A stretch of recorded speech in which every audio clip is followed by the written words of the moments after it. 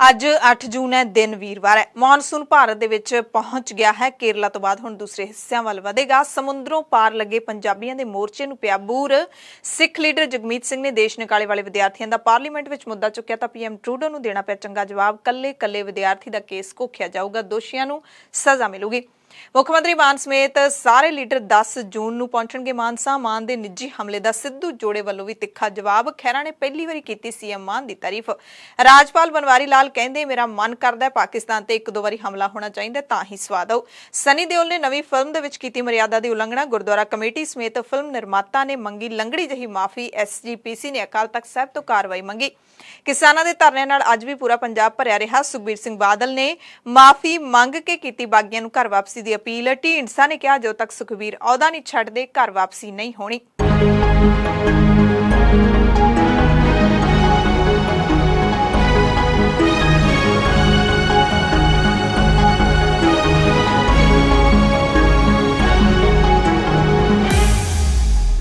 सत श्री अकाल जी। खालस टीवी देखने वाले देश दुनिया के साढ़े सारे दर्शकों का बहुत बहुत स्वागत है। एमरजेंसी बुलेटिन के नाल मैं हरशरण कौर। अज इस खास बुलेटिन के दसांगे तुहानूं पंजाब भारत ते दुनिया भर दीयां सारियां वड्डियां ताज़ा ते अहम खबरां। शुरुआत करांगे मौसम की ताज़ा जानकारी तो।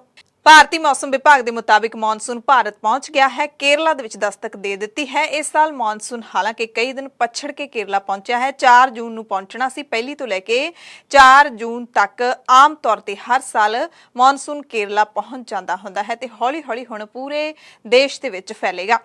ते मौसम विभाग चंडीगढ़ की जानकारी के मुताबिक पंजाब के मौसम की जे गल कर लईए तां 9 जून नूं पश्चिमी मालवा दे विच किते हल्का मींह रहेगा। माझा दुआबा ते पूर्वी मालवा दे विच मौसम खुश्क ही रहेगा।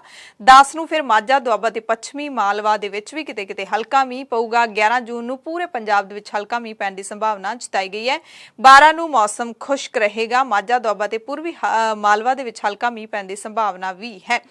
चंडीगढ़ मौसम विभाग ने 11 जून पश्चिमी ते पूर्वी मालवा ते 12 ਨੂੰ माझा दुआबा ਅਤੇ पूर्वी मालवा ਦੇ ਵਿੱਚ ਗਰਜ ਚਮਕ ਨਾਲ ਮੀਂਹ ਦਾ ਯੈਲੋ ਅਲਰਟ ਵੀ ਜਾਰੀ ਕੀਤਾ ਹੈ। ਇਸ ਤੋਂ ਇਲਾਵਾ ਸੂਬੇ ਦੇ ਵਿੱਚ ਕੋਈ ਵੱਡਾ ਬਦਲਾਅ ਨਾ ਆਉਣ ਦੀ ਸੰਭਾਵਨਾ ਜਿਹੜੀ ਉਹ ਜਤਾਈ ਗਈ ਹੈ। इस दे नाल ही दर्शकों को असीं ये जरूर दस दिंदे हुंदे आ कि मौसम विभाग की पेशीनगोई हुंदी है जिहड़ी हर 24 घंटे बाद बदलती रहिंदी है, क्योंकि रोजाना असीं मौसम दसदे हां, पूरे तत्थां समेत दसदे हां। जो मौसम विभाग पेश करदा है उही असीं अगे तुहानूं जानकारी दिंदे हां। पर ये जरूर जानन दी लोड़ है कि मौसम 24 घंटे बाद बदलदा रहिंदा है। मौसम के जिहड़े फोरकास्ट है, वैदर फोरकास्ट है, वह भी 24 घंटे बाद बदलदा रहिंदा है। ते जो संभावना जताई जाती है 70% तक तां ठीक हुंदी है। कई वारी वो गलत भी साबित हो जाती है, क्योंकि कुदरत है, कुदरत दे जिहड़े बदलाव ने वो कुदरत दे हत्थ विच ही हुंदे ने। इंसान सिर्फ ते सिर्फ अंदाजे ला सकदा है। इस तरह जिहड़ा मौसम विभाग है वो भी अंदाजे दे नाल आपां नूं जानकारी दिंदा हुंदा। इस गल दा खास ध्यान रखिया जावे। गल करांगे समुद्रों पार पंजाबियों के लगे वड्डे मोर्चे की।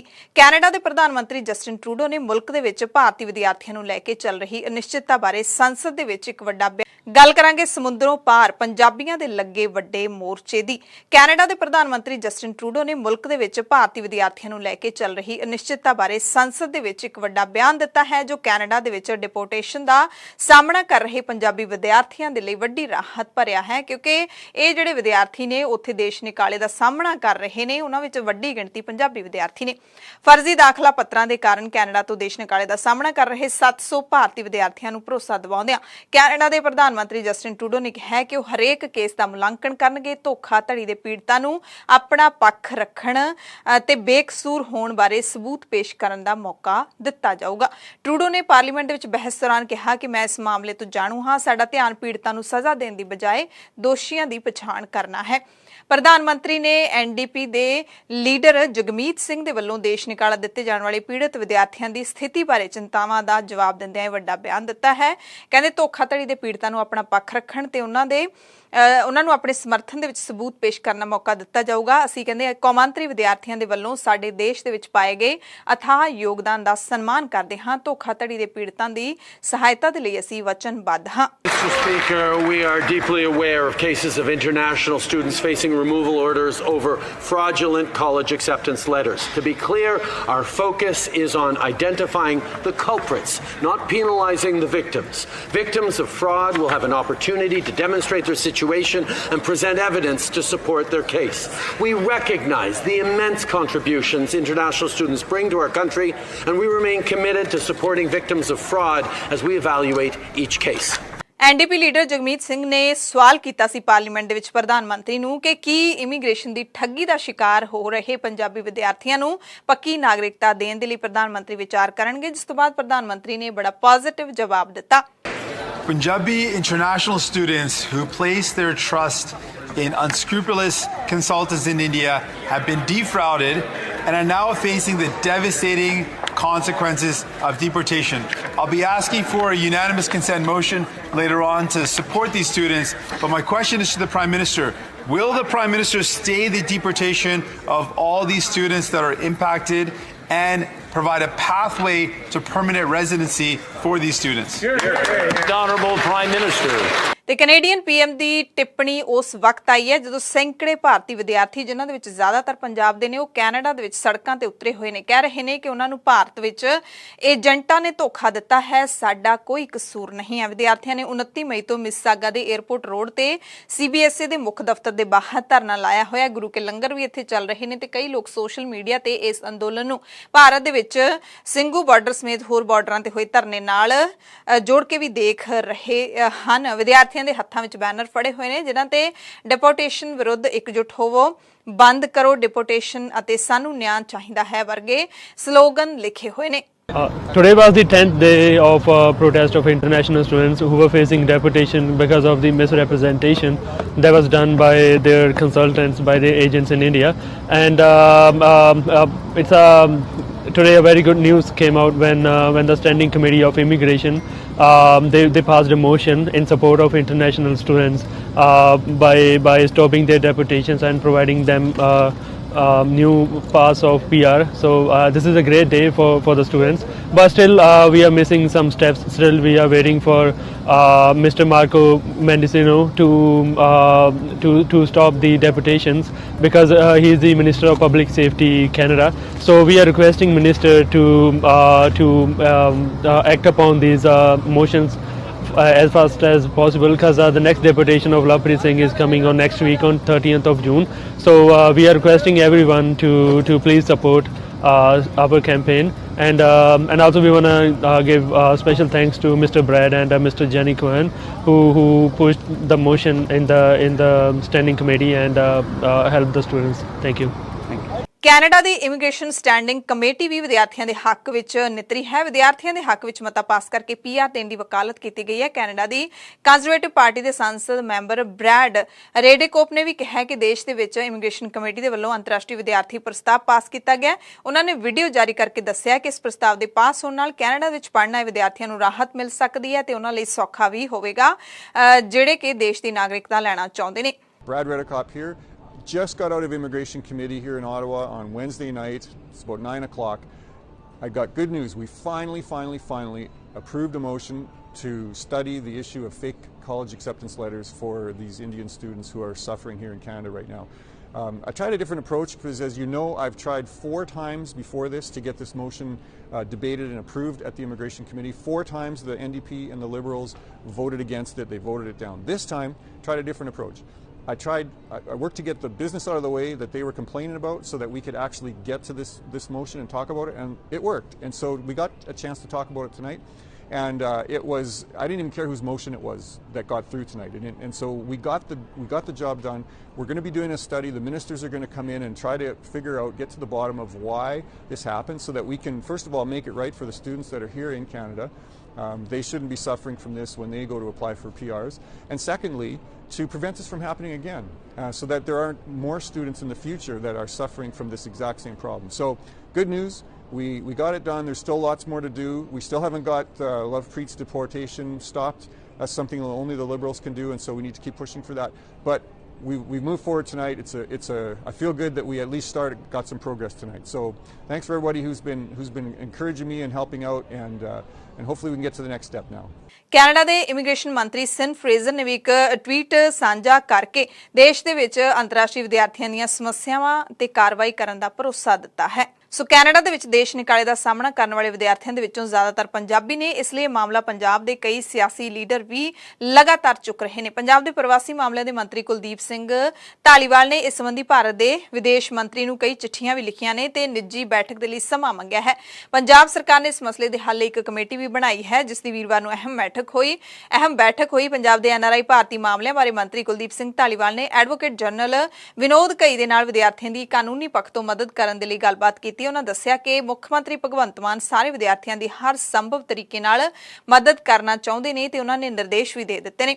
ਪੰਜਾਬ ਸਰਕਾਰ ਸਾਰੇ 700 ਭਾਰਤੀ ਵਿਦਿਆਰਥੀਆਂ ਦੇ ਲਈ ਲੌਬਿੰਗ ਕਰਕੇ ਉਹਨਾਂ ਦੇ ਦੇਸ਼ ਨਿਕਾਲੇ ਦੇ ਖਤਰੇ ਨੂੰ ਟਾਲਣ ਦੀ ਕਹਿੰਦੇ ਕੋਸ਼ਿਸ਼ ਕਰ ਰਹੀ ਹੈ। ਮੰਤਰੀ ਧਾਲੀਵਾਲ ਨੇ ਦੱਸਿਆ ਕਿ AG ਦੇ ਨਾਲ ਗੱਲ ਕਰਕੇ ਸਾਰੇ ਕਾਨੂੰਨੀ ਪਹਿਲੂਆਂ ਤੇ ਵਿਚਾਰ ਕੀਤਾ ਹੈ। ਨਾਲ ਹੀ ਉਹਨਾਂ ਨੇ ਇਮੀਗ੍ਰੇਸ਼ਨ ਕੇਸ ਦੇ ਨਾਲ ਸੰਬੰਧਿਤ ਵਕੀਲ ਲੱਭਣ ਅਤੇ ਵਿਦਿਆਰਥੀਆਂ ਦੇ ਕੇਸ ਦੀ ਪੈਰਵਾਈ ਕਰਨ ਦੇ ਵੀ ਨਿਰਦੇਸ਼ ਦਿੱਤੇ ਨੇ। ਕੈਬਨਿਟ ਮੰਤਰੀ ਕੁਲਦੀਪ ਸਿੰਘ ਧਾਲੀਵਾਲ ਦੇ ਵੱਲੋਂ ਦਖਲ ਦੇਣ ਦੀ ਅਪੀਲ ਤੋਂ ਬਾਅਦ ਵਿਦੇਸ਼ ਮੰਤਰੀ S ਜੈਸ਼ੰਕਰ ਦਾ ਵੀ ਬਿਆਨ ਆਇਆ ਹੈ। ਉਹਨਾਂ ਕਿਹਾ ਕਿ ਸ਼ੁਰੂ ਤੋਂ ਹੀ ਵਿਦੇਸ਼ ਮੰਤਰਾਲੇ ਤੇ ਹਾਈ ਕਮਿਸ਼ਨ ਨੇ ਮਾਮਲਾ ਚੁੱਕਿਆ ਹੈ। ਅਸੀਂ ਸਖਤੀ ਦੇ ਨਾਲ ਦੋਸ਼ੀਆਂ ਖਿਲਾਫ ਕਾਰਵਾਈ ਦੀ ਮੰਗ ਕੀਤੀ ਹੈ ਤੇ ਹੁਣ ਕੈਨੇਡਾ ਸਰਕਾਰ ਨੇ ਇਨਸਾਫ ਦਾ ਵਾਅਦਾ ਕੀਤਾ ਹੈ। ਕਹਿੰਦੇ ਮੈਨੂੰ ਲੱਗਦਾ ਹੈ ਕੈਨੇਡੀਅਨ ਸਿਸਟਮ ਇਸ ਮਾਮਲੇ ਦੇ ਵਿੱਚ ਨਿਰਪੱਖ ਹੈ ਤੇ ਨਿਆਂ ਹੋਵੇਗਾ। So let me start with Canada. For some time now, there is this case of students who the Canadians say did not study in the college which they should have studied, and when they applied for a work permit, they got into difficulties. From the very start, we, meaning the foreign ministry here as well as our High Commission and the consulates in Canada, have taken up their case, and our point is that look, the students studied in good faith. If there were people who misled them, the culpable parties should be acted against. It is unfair to punish a student who undertook their education in good faith.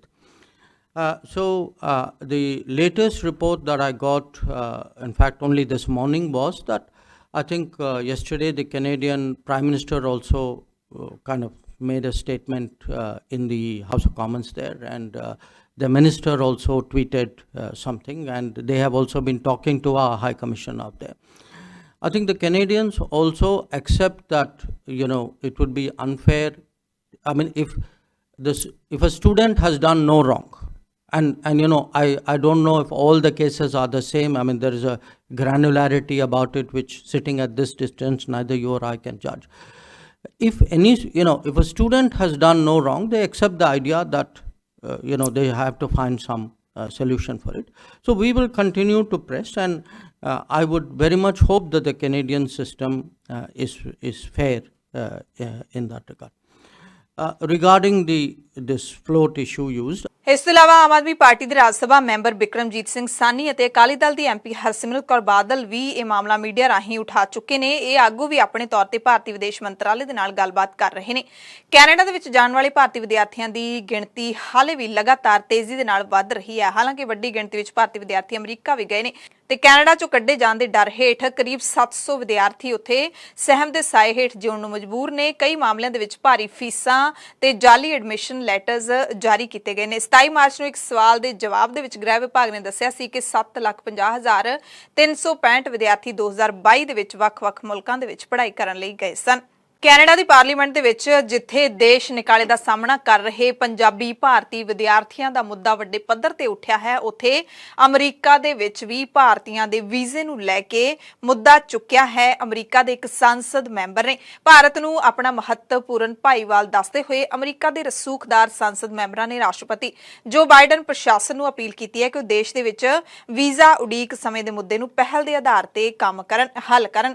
Senate ਦੀ ਵਿਦੇਸ਼ੀ ਸੰਬੰਧੀ committee ਦੇ chairman congressman Bob ਮੈਨੈਂਟਸ ਅਤੇ house India caucus ਦੇ ਸਹਿ chairman Michael ਵਾਲਟਸ ਨੇ councillor ਮਾਮਲਿਆਂ ਦੇ budget ਤੇ ਦੋ ਵੱਖ-ਵੱਖ ਸੰਸਦੀ ਸੁਣਵਾਈਆਂ ਦੌਰਾਨ ਵਿਦੇਸ਼ ਨੀਤੀ ਤੇ ਚਰਚਾ ਕੀਤੀ। ਉਹਨਾਂ ਮੰਤਰਾਲੇ ਦੇ ਉੱਚ ਅਧਿਕਾਰੀਆਂ ਨੂੰ ਪੁੱਛਿਆ ਕਿ ਭਾਰਤ ਵਿੱਚ ਵੀਜ਼ੇ ਦੇ ਲਈ ਲੋਕਾਂ ਨੂੰ 600 ਦਿਨਾਂ ਤੱਕ ਦਾ ਇੰਤਜ਼ਾਰ ਕਿਉਂ ਕਰਨਾ ਪੈ ਰਿਹਾ ਹੈ, ਯਾਨੀ ਕਿ 2 ਸਾਲ ਦੇ ਕਰੀਬ ਉਹਨਾਂ ਨੂੰ ਵੀਜ਼ੇ ਦੇ ਲਈ ਇੰਤਜ਼ਾਰ ਕਰਨਾ ਪੈ ਰਿਹਾ ਹੈ। ਬਾਈਡਨ ਨੂੰ ਇਹ ਮਾਮਲਾ ਛੇਤੀ ਹੱਲ ਕਰਨਾ ਚਾਹੀਦਾ ਹੈ। ਹੁਣ ਜੋ ਬਾਈਡਨ ਪ੍ਰਸ਼ਾਸਨ ਇਸ ਮਸਲੇ ਤੇ ਕਿੰਨੀ ਕੁ ਗੰਭੀਰਤਾ ਦੇ ਨਾਲ ਵਿਚਾਰ ਕਰੇਗਾ ਇਹ ਵੀ ਦੇਖਣ ਵਾਲੀ ਗੱਲ ਰਹੇਗੀ, ਕਿਉਂਕਿ ਆਮ ਤੌਰ ਤੇ ਜਿਹੜਾ ਵੀ ਕੋਈ ਵਿਅਕਤੀ, ਚਾਹੇ ਉਹ ਅਮਰੀਕਾ ਦੀ ਨਾਗਰਿਕਤਾ ਲਈ ਜਾਂ ਫਿਰ ਅਮਰੀਕਾ ਦੇ ਟੂਰਿਸਟ ਵੀਜ਼ੇ ਦੇ ਲਈ, ਕਿਸੇ ਵੀ ਪ੍ਰਕਾਰ ਦੇ ਵੀਜ਼ੇ ਦੇ ਲਈ ਅਪਲਾਈ ਕਰਦਾ ਤਾਂ ਉਹਦੇ ਲਈ ਪਹਿਲਾਂ ਅਪਾਇੰਟਮੈਂਟ ਲੈਣੀ ਪੈਂਦੀ ਹੈ। ਅਪਾਇੰਟਮੈਂਟ ਜਦੋਂ ਵੀ ਕੋਈ ਵਿਅਕਤੀ ਲੈਂਦਾ ਹੈ ਤਾਂ ਉਹ 6 ਮਹੀਨੇ, 1 ਸਾਲ, 2 ਸਾਲ ਦੇ ਵਕਫੇ ਤੋਂ ਬਾਅਦ ਮਿਲ ਰਹੀ ਹੈ। ਇਸ ਕਰਕੇ ਮੁੱਦਾ ਵਾਰੀ-ਵਾਰੀ ਚੁੱਕਿਆ ਜਾਂਦਾ ਰਿਹਾ ਹੈ। ਭਾਰਤ ਦੇ ਕੇਂਦਰੀ ਵਿਦੇਸ਼ ਮੰਤਰੀ ਐਸ ਜੈ ਸ਼ੰਕਰ ਨੇ ਵੀਰਵਾਰ ਨੂੰ ਦਿੱਲੀ ਦੇ ਵਿੱਚ ਅਫਗਾਨ ਸਿੱਖ ਸ਼ਰਨਾਰਥੀਆਂ ਅਤੇ 1984 ਸਿੱਖ ਕਤਲੇਆਮ ਦੇ ਪੀੜਤਾਂ ਦੇ ਨਾਲ ਮੁਲਾਕਾਤ ਕੀਤੀ। ਕੇਂਦਰੀ ਮੰਤਰੀ ਪੱਛਮੀ ਦਿੱਲੀ ਦੇ ਸੰਸਦ ਮੈਂਬਰ ਪ੍ਰਵੇਸ਼ ਵਰਮਾ ਦੇ ਨਾਲ ਤਿਲਕ ਵਿਹਾਰ ਦੇ ਵਿੱਚ 1984 ਸਿੱਖ ਕਤਲੇਆਮ ਦੇ ਪੀੜਤਾਂ ਨੂੰ ਮਿਲੇ। ਇਸ ਮੌਕੇ ਉਹਨਾਂ ਦੇ ਨਾਲ ਬੀਜੇਪੀ ਦੇ ਲੀਡਰ ਮਨਜਿੰਦਰ ਸਿੰਘ ਸਿਰਸਾ ਵੀ ਮੌਜੂਦ ਸਨ। ਸਿੱਖ ਸ਼ਰਨਾਰਥੀਆਂ ਦੇ ਨਾਲ ਮੁਲਾਕਾਤ ਦਰਮਿਆਨ ਐਸ ਜੈ ਸ਼ੰਕਰ ਨੇ ਕਿਹਾ ਕਿ ਮੈਨੂੰ ਪਤਾ ਹੈ ਬਹੁਤ ਸਾਰੇ ਲੋਕ ਅਫਗਾਨਿਸਤਾਨ ਆਪਣਾ ਘਰ ਛੱਡ ਕੇ ਆਏ ਨੇ, ਪਰ ਰਿਸ਼ਤਾ ਹੁਣ ਵੀ ਹੈ, ਹੋਣਾ ਵੀ ਚਾਹੀਦਾ ਹੈ, ਤੁਹਾਡਾ ਹੱਕ ਵੀ ਬਣਦਾ ਹੈ ਇੱਥੇ ਰਹਿਣ ਦਾ। ਉਸ ਨੂੰ ਅਸੀਂ ਜਿਉਂਦਾ ਕਿਵੇਂ ਰੱਖਣਾ ਹੈ, ਇਸ ਰਿਸ਼ਤੇ ਨੂੰ ਇਹ ਅਸੀਂ ਵੇਖਾਂਗੇ।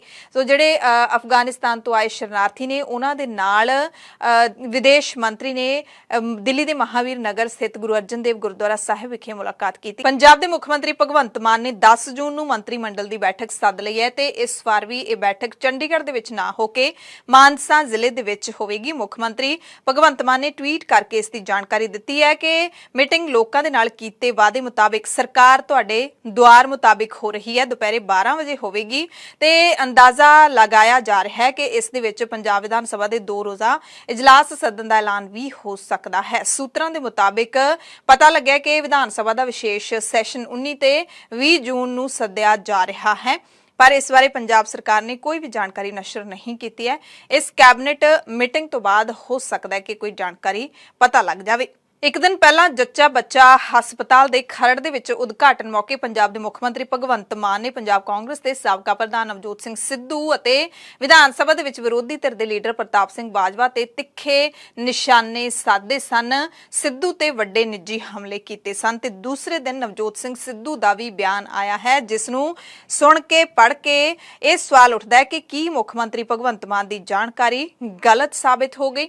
ਮੁੱਖ ਮੰਤਰੀ ਭਗਵੰਤ ਮਾਨ ਦੇ ਵੱਲੋਂ ਨਵਜੋਤ ਸਿੰਘ ਸਿੱਧੂ ਦੇ ਪਿਤਾ ਵੱਲੋਂ 2 ਵਿਆਹ ਕਰਵਾਉਣ ਦੇ ਇਲਜ਼ਾਮ ਦਾ ਸਿੱਧੂ ਨੇ ਤੰਜ ਕੱਸਦੇ ਹੋਏ ਜਵਾਬ ਦਿੱਤਾ। ਕਹਿੰਦੇ ਮੇਰੇ ਪਿਤਾ ਨੇ ਤਾਂ ਸਿਰਫ 1 ਵਿਆਹ ਕੀਤਾ ਸੀ, ਪਰ ਮੇਰੀ ਮਾਂ ਦੇ 2 ਵਾਰੀ ਵਿਆਹ ਹੋਏ ਸਨ।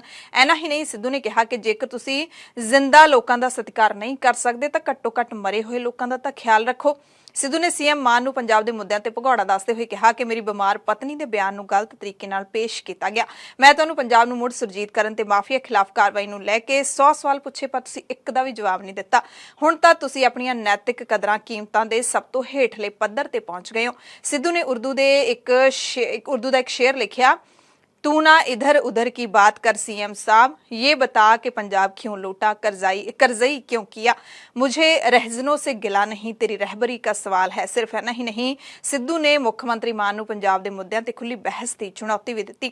ਇਸੇ ਤਰ੍ਹਾਂ ਨਵਜੋਤ ਸਿੰਘ ਸਿੱਧੂ ਦੀ ਪਤਨੀ ਡਾਕਟਰ ਨਵਜੋਤ ਕੌਰ ਸਿੱਧੂ ਨੇ ਵੀ ਮੁੱਖ ਮੰਤਰੀ ਭਗਵੰਤ ਮਾਨ ਦੇ ਵੱਲੋਂ ਸਿੱਧੂ ਦੇ ਪਿਤਾ ਦੇ 2 ਵਿਆਹ ਹੋਣ ਦੇ ਦਾਅਵੇ ਦਾ ਮੋੜਵਾਂ ਜਵਾਬ ਦਿੰਦਿਆਂ ਕਿਹਾ ਕਿ ਸਿੱਧੂ ਦੇ ਪਿਤਾ ਐਡਵੋਕੇਟ ਜਨਰਲ ਪੰਜਾਬ ਭਗਵੰਤ ਸਿੰਘ ਸਿੱਧੂ ਦਾ 1 ਹੀ ਵਿਆਹ ਹੋਇਆ ਸੀ। ਇੱਕ ਦਿਨ ਪਹਿਲਾਂ ਪੰਜਾਬ ਦੇ ਮੁੱਖ ਮੰਤਰੀ ਭਗਵੰਤ ਮਾਨ ਨੇ ਸਿੱਧੂ ਤੇ ਨਿਸ਼ਾਨੇ ਲਾਉਂਦੇ ਹੋਏ ਜਿਹੜਾ ਵੱਡਾ ਬਿਆਨ ਦਿੱਤਾ ਸੀ, ਵੱਡਾ ਨਿੱਜੀ ਹਮਲਾ ਕੀਤਾ ਸੀ, ਉਹ ਵੀ ਤੁਹਾਨੂੰ ਸੁਣਾ ਦਿੰਦੇ ਆ। ਉਹ ਬੋਲ ਰਿਹਾ ਸੀ ਜੀ, ਬੜੇ ਵੱਡੇ ਵੱਡੇ ਸਕੂਲਾਂ 'ਚ ਪੜ੍ਹੇ ਹੋਏ ਨੇ ਜੀ, ਅਸੀਂ ਤਾਂ ਸਰਕਾਰੀ ਵਾਲੇ ਆ। ਉਹ ਕੀ ਬੋਲ ਰਿਹਾ ਸੀ, ਮੈਂ ਤਾਂ ਫਿਰ ਜਵਾਬ ਇਦਾਂ ਹੀ ਦਿਉ ਉਹਨਾਂ ਦੀ ਭਾਸ਼ਾ 'ਚ ਹੀ। ਉਹ ਕੀ ਕਹਿੰਦਾ ਸੀ, ਭਗਵੰਤ ਮਾਨ ਨੇ ਬਦਲਾਅ ਲਿਆਉਣਾ ਸੀ, 1.25 ਸਾਲ ਹੋ ਗਿਆ। ਭਗਵੰਤ ਮਾਨ ਨਾਲ ਕੀ ਬਦਲਾਅ ਲਿਆਂਦਾ ਹੈ, ਸਿਰਫ ਪਤਨੀ ਬਦਲੀ ਹੈ ਆ ਕਿਹਾ ਸੀ ਨਾ। ਤੇ ਮੈਂ ਸਿੱਧੂ ਸਾਹਿਬ ਨੂੰ ਯਾਦ ਕਰਾਉਣਾ ਚਾਹੁੰਦਾ, ਯਾਦਦਾਸ਼ਤ ਕਮਜ਼ੋਰ ਹੋਣੀ, ਤੁਸੀਂ ਵੀ ਦੂਜੀ ਪਤਨੀ ਦੀ ਬੇਟੇ ਹੋ। ਜੇ ਤੁਹਾਡਾ ਬਾਪੂ ਤੁਹਾਡੇ ਘਰੇ ਬਦਲਾਅ ਨਾ ਲਿਆਉਂਦਾ ਤੁਸੀਂ ਦੁਨੀਆ ਤੇ ਨਹੀਂ ਆਉਣਾ ਸੀ। ਔਰ ਜਿਹਨੂੰ ਸੁਣਾ ਰਿਹਾ ਸੀ, ਜਿਹਦੇ ਨਾਲ ਹਮਦਰਦੀ ਕਰਨ ਗਿਆ ਸੀ, ਉਹ ਬੈਠਾ ਸੀ ਹਮਦਰਦ, ਉਹਦੇ ਬਾਪੂ ਦੇ ਵੀ 2 ਨੇ, ਆਪਦੀ ਸਟੈਨੋ ਨਾਲ ਹੀ ਵਿਆਹ ਕਰਾ ਲਿਆ ਸੀ। ਚਲੋ ਆਜੋ ਫਿਰ, ਜੇ ਇਸ ਪਿੱਚ ਤੇ ਖੇਡਣਾ ਇਸ ਪਿੱਚ ਤੇ ਆ ਜਾਂਦੇ ਆ। ਮੁੱਖ ਮੰਤਰੀ ਭਗਵੰਤ ਮਾਨ ਨੇ ਇੱਥੇ ਬਿਕਰਮ ਮਜੀਠੀਆ ਤੇ ਨਵਜੋਤ ਸਿੰਘ ਸਿੱਧੂ ਦੀ ਜੱਫੀ ਤੇ ਵੀ ਤੰਜ ਕੱਸਿਆ ਸੀ ਤੇ ਬਿਕਰਮ ਮਜੀਠੀਆ ਨੇ ਵੀ ਉਸ ਬਿਆਨ ਤੋਂ ਬਾਅਦ, ਸੀਐਮ ਦੇ ਉਸ ਬਿਆਨ ਤੋਂ ਬਾਅਦ ਵੀਰਵਾਰ ਨੂੰ ਪੱਤਰਕਾਰਾਂ ਦੇ ਸਵਾਲਾਂ ਦਾ ਜਵਾਬ ਦਿੰਦੇ ਹੋਏ ਕਿਹਾ ਕਿ ਨਵਜੋਤ ਸਿੰਘ ਸਿੱਧੂ ਨੇ ਮੇਰੇ ਵੱਲ ਹੱਥ ਵਧਾਇਆ, ਤੇ ਮੈਂ ਹੰਕਾਰ ਨਹੀਂ ਕੀਤਾ, ਸਗੋਂ ਹੱਥ ਮਿਲਾਇਆ ਹੈ। ਜੇ ਮੈਂ ਉਸ ਹੱਥ ਨੂੰ ਨਕਾਰ ਦਿੰਦਾ ਤਾਂ ਹੰਕਾਰ ਵਾਲੀ ਗੱਲ ਹੋ ਜਾਂਦੀ। ਵੀਰਵਾਰ ਨੂੰ ਨਵਜੋਤ ਸਿੰਘ ਸਿੱਧੂ ਦੇ ਮੀਡੀਆ ਸਲਾਹਕਾਰ ਸੁਰਿੰਦਰ ਡੱਲਾ ਨੇ ਗੁਰਬਾਣੀ ਦਾ ਪ੍ਰਸਾਰਣ ਡੀਡੀ ਪੰਜਾਬੀ ਚੈਨਲ ਰਾਹੀਂ ਕਰਵਾਉਣ ਦੇ ਲਈ ਮਾਨ ਸਰਕਾਰ ਦੇ ਮੂਹਰੇ ਮੰਗ ਰੱਖੀ ਤੇ ਕਿਹਾ ਕਿ ਪੰਜਾਬ ਸਰਕਾਰ ਕੋਲ ਇੱਕ ਵੱਡਾ ਮੌਕਾ ਹੈ ਕਿ ਭਾਰਤ ਸਰਕਾਰ ਦੇ ਅਦਾਰੇ ਪ੍ਰਸਾਰ ਭਾਰਤੀ ਦੇ ਜ਼ਰੀਏ ਪੰਜਾਬ ਦੇ ਆਪਣੇ ਖੇਤਰੀ ਚੈਨਲ ਡੀਡੀ ਪੰਜਾਬੀ ਤੇ ਪਵਿੱਤਰ ਗੁਰਬਾਣੀ ਦੇ ਸਿੱਧੇ ਪ੍ਰਸਾਰਣ ਦੀ ਵਿਵਸਥਾ ਕਰੇ ਅਤੇ ਇਸ ਸੰਬੰਧੀ ਟੈਂਡਰ ਪ੍ਰਕਿਰਿਆ ਦੇ ਵਿੱਚ ਸ਼ਮੂਲੀਅਤ ਕੀਤੀ ਜਾਵੇ। ਇਸ ਸੰਬੰਧੀ ਦੇਸ਼ ਦੇ ਪ੍ਰਧਾਨ ਮੰਤਰੀ ਨਰਿੰਦਰ ਮੋਦੀ ਅਤੇ ਕੇਂਦਰੀ ਸੂਚਨਾ ਪ੍ਰਸਾਰਣ ਨੂੰ ਵੀ ਉਹਨਾਂ ਨੇ ਬੇਨਤੀ ਕੀਤੀ ਕਿ ਉਹ ਵੀ ਇਸ ਦਿਸ਼ਾ ਵੱਲ ਪਹਿਲ ਕਦਮੀ ਕਰਦੇ ਹੋਏ ਡੀਡੀ ਪੰਜਾਬੀ ਤੇ ਪਵਿੱਤਰ ਗੁਰਬਾਣੀ ਦੇ ਸਿੱਧੇ ਪ੍ਰਸਾਰਣ ਦੀ ਵਿਵਸਥਾ ਕਰਵਾਉਣ ਦੇ ਲਈ ਯਤਨ ਸ਼ੁਰੂ ਕਰਨ। ਪੰਜਾਬ ਕਾਂਗਰਸ ਦੇ ਸਾਬਕਾ ਪ੍ਰਧਾਨ ਨਵਜੋਤ ਸਿੰਘ ਸਿੱਧੂ ਦਾ ਜਿੱਥੇ ਪੰਜਾਬ ਦੇ ਮੁੱਖ ਮੰਤਰੀ ਭਗਵੰਤ ਮਾਨ ਦੇ ਨਾਲ ਪੇਚਾ ਫਸਿਆ ਪਿਆ, ਉੱਥੇ ਸੁਖਪਾਲ ਖਹਿਰਾ ਕਾਂਗਰਸ ਦੇ ਐਮਐਲਏ ਉਹ ਵੀ ਲਗਾਤਾਰ ਮੁੱਖ ਮੰਤਰੀ ਮਾਨ ਨੂੰ ਵੱਖ-ਵੱਖ ਮੁੱਦਿਆਂ ਤੇ ਘੇਰਦੇ ਰਹਿੰਦੇ ਨੇ ਤੇ ਹਮੇਸ਼ਾ ਸੀਐਮ ਮਾਨ ਨੂੰ ਘੇਰਨ ਵਾਲੇ ਕਾਂਗਰਸੀ ਲੀਡਰ ਸੁਖਪਾਲ ਖਹਿਰਾ ਨੇ ਪਹਿਲੀ ਵਾਰੀ ਮੁੱਖ ਮੰਤਰੀ ਦੇ ਨਾਲ ਲੱਗਦਾ ਸਹਿਮਤੀ ਜਤਾਈ ਹੈ। ਖਹਿਰਾ ਨੇ ਕਿਹਾ ਕਿ ਅੱਜਕੱਲ ਪੰਜਾਬ ਦੀ ਸਿਆਸਤ ਦੇ ਵਿੱਚ ਨਿੱਜੀ ਟਿੱਪਣੀਆਂ ਸ਼ੁਰੂ ਹੋ ਗਈਆਂ ਨੇ। ਪਹਿਲਾਂ ਕਹਿੰਦੇ ਪਹਿਲ ਹੈ ਜਿਹੜੀ ਉਹ ਸਾਡੀ ਪਾਰਟੀ ਦੇ ਕੁਝ ਆਗੂਆਂ ਨੇ ਕੀਤੀ ਤੇ ਹੁਣ ਭਗਵੰਤ ਮਾਨ ਨੇ ਵੀ ਜਵਾਬ ਦਿੱਤਾ। ਕਹਿੰਦੇ ਮੈਂ ਭਗਵੰਤ ਮਾਨ ਦੇ ਉਸ ਬਿਆਨ ਤੋਂ ਸਹਿਮਤ ਹਾਂ ਕਿ ਲੋਕਾਂ ਦੇ ਮੁੱਦੇ ਚੁੱਕੇ ਜਾਣੇ ਚਾਹੀਦੇ ਨੇ, ਨਿੱਜੀ ਟਿੱਪਣੀਆਂ ਤੋਂ ਗੁਰੇਜ਼ ਕਰਨਾ ਚਾਹੀਦਾ। ਪਰ ਨਾਲ ਹੀ ਖਹਿਰਾ ਨੇ ਸਵਾਲ ਵੀ ਦਾਗ ਦਿੱਤਾ ਕਿ ਤੁਹਾਡੇ ਮੰਤਰੀ ਦੀ ਇਤਰਾਜ਼ਯੋਗ ਵੀਡੀਓ ਸਾਹਮਣੇ ਆਈ ਹੈ, ਉਹ ਤੇ ਐਕਸ਼ਨ ਕਿਉਂ ਨਹੀਂ ਕੀਤਾ? ਉਹ ਤਾਂ ਕੋਈ ਨਿੱਜੀ ਹਮਲਾ ਨਹੀਂ ਸੀ, ਉਹ ਇੱਕ ਗੰਭੀਰ ਇਲਜ਼ਾਮ ਹੈ। ਫੋਰੈਂਸਿਕ ਜਾਂਚ ਨੇ ਵੀ ਵੀਡੀਓ ਦੇ ਸਹੀ ਹੋਣ ਤੇ ਮੋਹਰ ਲਾ ਦਿੱਤੀ ਹੈ। ਰਾਜਪਾਲ ਨੇ ਇਸ ਮੰਤਰੀ ਦੇ ਖਿਲਾਫ ਕਾਰਵਾਈ ਨੂੰ ਕਹਿ ਦਿੱਤਾ ਹੈ, ਪਰ ਮਾਨ ਸਰਕਾਰ ਨੇ ਹਾਲੇ ਤੱਕ ਕੋਈ ਕਾਰਵਾਈ ਕਿਉਂ ਨਹੀਂ ਕੀਤੀ? ਜਿਹੜੀ ਤੁਸੀਂ ਕਹਿੰਦੇ ਸਿੱਟ ਬਣਾਈ ਸੀ ਉਸਨੇ ਹੁਣ ਤੱਕ ਮੰਤਰੀ ਤੋਂ ਪੁੱਛਗਿੱਛ ਵੀ ਨਹੀਂ ਕੀਤੀ। ਸਰਕਾਰ ਤੋਂ ਐਸਸੀ ਕਮਿਸ਼ਨ ਵੀ ਕਈ ਵਾਰੀ ਰਿਪੋਰਟ ਮੰਗ ਚੁੱਕਿਆ, ਪਰ ਮੁੱਖ ਮੰਤਰੀ ਮਾਨ ਜਵਾਬ ਦੇਣ ਨੂੰ ਤਿਆਰ ਹੀ ਨਹੀਂ। ਸਿੱਟ ਤੇ ਇਲਜ਼ਾਮ ਲਾਉਂਦੇ ਹੋਏ ਸੁਖਪਾਲ ਖਹਿਰਾ ਨੇ ਕਿਹਾ ਕਿ ਜਿਸਨੇ ਮੰਤਰੀ ਖਿਲਾਫ ਗਵਾਹੀ ਦਿੱਤੀ ਉਸ ਨੂੰ ਪੁਲਿਸ ਦੀ ਕਸਟਡੀ ਦੇ ਵਿੱਚ ਰੱਖਿਆ ਹੋਇਆ। ਵੱਡਾ ਦਾਅਵਾ ਖਹਿਰਾ ਨੇ ਕੀਤਾ ਕਿ ਉਸ ਤੇ ਦਬਾਅ ਪਾ ਕੇ ਗਲਤ ਬਿਆਨ ਦਿਵਾਉਣਾ ਚਾਹੁੰਦੀ ਹੈ ਸਰਕਾਰ ਤਾਂ ਕਿ ਮੰਤਰੀ ਨੂੰ ਕਲੀਨ ਚਿੱਟ ਮਿਲ ਸਕੇ। ਖਹਿਰਾ ਨੇ ਕਿਹਾ ਕਿ ਇਹ ਕੋਈ ਨਿੱਜੀ ਹਮਲਾ ਨਹੀਂ, ਮੰਤਰੀ ਖਿਲਾਫ ਗੰਭੀਰ ਇਲਜ਼ਾਮ ਹੈ। ਉਮੀਦ ਜਤਾਈ ਕਿ ਤੁਸੀਂ ਯਾਨੀ ਕਿ ਮੁੱਖ ਮੰਤਰੀ ਇਸ ਤੇ ਕਾਰਵਾਈ ਕਰਨਗੇ। ਖਹਿਰਾ ਨੇ ਕਾਂਗਰਸ ਦੇ ਵਿਧਾਇਕਾਂ ਤੇ ਆਗੂਆਂ ਨੂੰ ਵੀ ਅਪੀਲ ਕੀਤੀ ਕਿ ਇਸ ਮੁੱਦੇ ਤੇ ਸਰਕਾਰ ਨੂੰ ਘੇਰਨ ਦੇ ਵਿੱਚ ਖਹਿਰਾ ਦਾ ਸਾਥ ਦੇਣ। ਪਿਛਲੇ ਦਿਨਾਂ ਵਿੱਚ ਜਿਹੜਾ ਪੰਜਾਬ ਦਾ ਰਾਜਨੀਤਿਕ ਮਿਆਰ ਹੈ ਉਹ ਕਾਫੀ ਗਿਰਿਆ। ਪਰਸਨਲ ਅਟੈਕਸ ਇੱਕ ਦੂਜੇ ਦੇ ਉੱਤੇ, ਆਪੋਜੀਸ਼ਨ ਵੱਲੋਂ ਭਗਵੰਤ ਸਿੰਘ ਮਾਨ ਤੇ ਫਿਰ ਭਗਵੰਤ ਮਾਨ ਦਾ ਕੱਲ ਜਵਾਬ ਦੇਣਾ। ਔਰ ਇਸ ਗੱਲ ਨਾਲ ਮੈਂ ਸਹਿਮਤ ਹਾਂ, ਚੀਫ ਮਿਨਿਸਟਰ ਨੇ ਕਿਹਾ ਕਿ ਪਰਸਨਲ ਅਟੈਕਸ ਦੀ ਬਜਾਏ, ਨਿੱਜੀ ਹਮਲਿਆਂ ਦੀ ਬਜਾਏ ਮੁੱਦਿਆਂ ਤੇ ਰਾਜਨੀਤੀ ਹੋਣੀ ਚਾਹੀਦੀ। ਪਹਿਲਾਂ ਮੈਂ ਗੱਲ ਕਰਨਾ ਚਾਹੁੰਦਾ ਵਾਂ ਕਟਾਰੂ ਚੱਕ ਦੇ ਮੁੱਦੇ ਦੀ। ਤੁਹਾਨੂੰ ਸਭ ਨੂੰ ਯਾਦ ਹੋਵੇਗਾ ਕਿ ਮੈਂ ਪਹਿਲੀ ਮਈ ਨੂੰ ਗਵਰਨਰ ਪੰਜਾਬ ਨੂੰ 2 ਅਸ਼ਲੀਲ ਵੀਡੀਓਜ਼ ਲਾਲਚੰਦ ਕਟਾਰੂ ਚੱਕ ਦੀਆਂ ਉਹਨਾਂ ਨੂੰ ਸੌਂਪੀਆਂ, ਸੋਸ਼ਲ ਮੀਡੀਆ ਤੇ ਨਹੀਂ ਪਾਈਆਂ ਕਿਉਂਕਿ ਉਹਦੇ ਨਾਲ ਬੜਾ ਮਾੜਾ ਇਫੈਕਟ ਜਾਣਾ ਸੀਗਾ। ਗਵਰਨਰ ਪੰਜਾਬ ਨੇ ਉਹਨਾਂ ਦੀ ਤਸਦੀਕ ਕੀਤੀ, ਫੋਰੈਂਸਿਕ ਲੈਬ ਚੰਡੀਗੜ੍ਹ ਕੋਲੋਂ ਉਹਨਾਂ ਨੂੰ ਵੈਰੀਫਾਈ ਕਰਾਇਆ ਔਰ ਉਹਨਾਂ ਨੇ ਪਹਿਲੀ ਚਿੱਠੀ ਲਿਖ ਕੇ ਭੇਜ ਦਿੱਤੀ ਪਹਿਲੇ ਹਫਤੇ ਮਈ ਦੇ ਵਿੱਚ ਭਗਵੰਤ ਮਾਨ ਨੂੰ ਕਿ ਇਹਦੇ ਤੇ ਪ੍ਰੋਪਰ ਕਾਰਵਾਈ ਕੀਤੀ ਜਾਵੇ। ਉਸ ਚਿੱਠੀ ਦੇ ਉੱਤੇ SIT ਬਣਾ ਦਿੱਤੀ ਗਈ, ਇੱਕ ਸਪੈਸ਼ਲ ਇਨਵੈਸਟੀਗੇਟਿੰਗ ਟੀਮ 3 ਮੈਂਬਰਸ ਦੀ। ਲੇਕਿਨ ਮੈਂ ਪੁੱਛਣਾ ਚਾਹੁੰਦਾ ਭਗਵੰਤ ਸਿੰਘ ਮਾਨ ਹੋਣਾ ਨੂੰ ਕਿ ਪਿਛਲੇ 45-50 ਦਿਨ ਤੋਂ ਅੱਜ ਤੱਕ SIT ਨੇ ਮਿਨਿਸਟਰ ਨੂੰ ਬੁਲਾਇਆ ਤੱਕ ਨਹੀਂਗਾ। ਸੁਖਪਾਲ ਖਹਿਰਾ ਨੇ ਆਪ ਸਰਕਾਰ ਤੇ ਇੱਕ ਹੋਰ ਵੱਡਾ ਇਲਜ਼ਾਮ ਲਾਇਆ ਕਿ ਮਾਨ ਸਰਕਾਰ ਨੇ ਵਿਗਿਆਪਨ ਦੇ ਕੇ ਮੀਡੀਆ ਨੂੰ ਖਰੀਦ ਲਿਆ ਹੈ। ਜਿਹੜੇ ਮੀਡੀਆ ਚੈਨਲ ਜਾਂ ਵੈਬ ਚੈਨਲ ਸਰਕਾਰ ਦੀ ਆਲੋਚਨਾ ਕਰਦੇ ਨੇ ਉਹਨਾਂ ਖਿਲਾਫ ਕਾਰਵਾਈ ਹੁੰਦੀ ਹੈ। ਬਦਲਾਖੋਰੀ ਦੀ ਭਾਵਨਾ ਤਹਿਤ ਕਾਰਵਾਈ ਦਾ ਇਲਜ਼ਾਮ ਲਾਉਂਦੇ ਹੋਏ ਖਹਿਰਾ ਨੇ ਇੱਥੇ ਵੀ ਆਸ ਜਤਾਈ ਕਿ ਭਗਵੰਤ ਮਾਨ ਆਪਣੀ ਕਥਨੀ ਤੇ ਕਰਨੀ ਵਿੱਚ ਫਰਕ ਦੂਰ ਕਰਨਗੇ, ਲੋਕਾਂ ਦੇ ਲਈ ਕੰਮ ਕਰਨਗੇ, ਸਿਆਸੀ ਬਦਲਾਖੋਰੀ ਨੂੰ ਤਿਆਗ ਦੇਣਗੇ। ਪੰਜਾਬ ਦੇ ਸਾਬਕਾ ਮੁੱਖ ਮੰਤਰੀ ਚਰਨਜੀਤ ਸਿੰਘ ਚੰਨੀ ਤੇ ਜਿੱਥੇ ਆਮਦਨ ਤੋਂ ਵੱਧ ਜਾਇਦਾਦ ਬਣਾਉਣ ਦੇ ਇਲਜ਼ਾਮ ਤਹਿਤ ਕਾਰਵਾਈ ਚੱਲ ਰਹੀ ਹੈ, ਉੱਥੇ ਹੀ ਹੁਣ ਉਹਨਾਂ ਤੇ ਮੁੱਖ ਮੰਤਰੀ ਦੇ ਅਹੁਦੇ ਦੀ ਦੁਰਵਰਤੋਂ ਕਰਨ ਦੇ ਇਲਜ਼ਾਮ ਵੀ ਲੱਗ ਰਹੇ ਨੇ। ਇਹ ਦੋਸ਼ ਉਹਨਾਂ ਦੇ ਭਤੀਜੇ ਹਨੀ ਸਿੰਘ ਦੇ ਨਾਲ ਸੰਬੰਧਿਤ ਨੇ। ਹੁਣ ਪੰਜਾਬ ਵਿਜੀਲੈਂਸ ਨੇ ਹਨੀ ਨੂੰ ਉਸ ਸਮੇਂ ਦਿੱਤੀਆਂ VVIP ਸਹੂਲਤਾਂ ਦੀ ਜਾਂਚ ਵੀ ਸ਼ੁਰੂ ਕਰ ਦਿੱਤੀ ਹੈ। ਵਿਜੀਲੈਂਸ ਦੇ ਡਾਇਰੈਕਟਰ ਨੇ DGP ਦਫ਼ਤਰ ਤੋਂ ਹਨੀ ਨੂੰ ਦਿੱਤੀ ਗਈ ਸੁਰੱਖਿਆ, ਉਸ ਦੇ ਨਾਲ ਪਹੁੰਚੇ ਕਮਾਂਡੋਜ਼ ਅਤੇ ਐਸਕਾਟ ਜਿਪਸੀ ਦੇ ਵੇਰਵੇ ਮੰਗ ਲਏ ਨੇ। ਹਨੀ ਨੂੰ 2 ਐਸਕਾਟ ਵਾਹਨ ਅਤੇ 18 ਤੋਂ 22 ਕਮਾਂਡੋ ਮੁਹੱਈਆ ਕਰਵਾਏ ਗਏ ਸਨ ਜੋ 24 ਘੰਟੇ ਉਸ ਦੇ ਨਾਲ ਰਹਿੰਦੇ ਸੀ। ਪੰਜਾਬ ਦੇ ਰਾਜਪਾਲ ਬਨਵਾਰੀ ਲਾਲ ਪੁਰੋਹਿਤ ਚਾਹੁੰਦੇ ਨੇ ਕਿ ਪਾਕਿਸਤਾਨ ਤੇ 1 ਜਾਂ 2 ਵਾਰੀ ਸਰਜੀਕਲ ਸਟ੍ਰਾਈਕ ਹੋਣੀ ਚਾਹੀਦੀ ਹੈ। ਸਰਹੱਦੀ ਪੰਜਾਬ ਦੇ ਦੌਰੇ ਤੇ ਪਹੁੰਚੇ ਰਾਜਪਾਲ ਬਨਵਾਰੀ ਲਾਲ ਪੁਰੋਹਿਤ ਨੇ ਕਿਹਾ ਕਿ ਪਾਕਿਸਤਾਨ ਤੇ ਜੇ 1-2 ਵਾਰੀ ਸਰਜੀਕਲ ਸਟ੍ਰਾਈਕ ਹੋਏਗੀ ਤਾਂ ਹੀ ਪਾਕਿਸਤਾਨ ਨੂੰ ਸਬਕ ਮਿਲੇਗਾ। ਕਹਿੰਦੇ ਪਾਕਿਸਤਾਨ ਸਰਹੱਦੀ ਇਲਾਕਿਆਂ ਦੇ ਵਿੱਚ ਡਰੋਨ ਰਾਹੀਂ ਨਸ਼ੇ ਭੇਜ ਰਿਹਾ ਹੈ, ਸਾਡੇ ਖਿਲਾਫ ਵੱਡੀ ਸਾਜ਼ਿਸ਼ ਰਚ ਰਿਹਾ ਹੈ।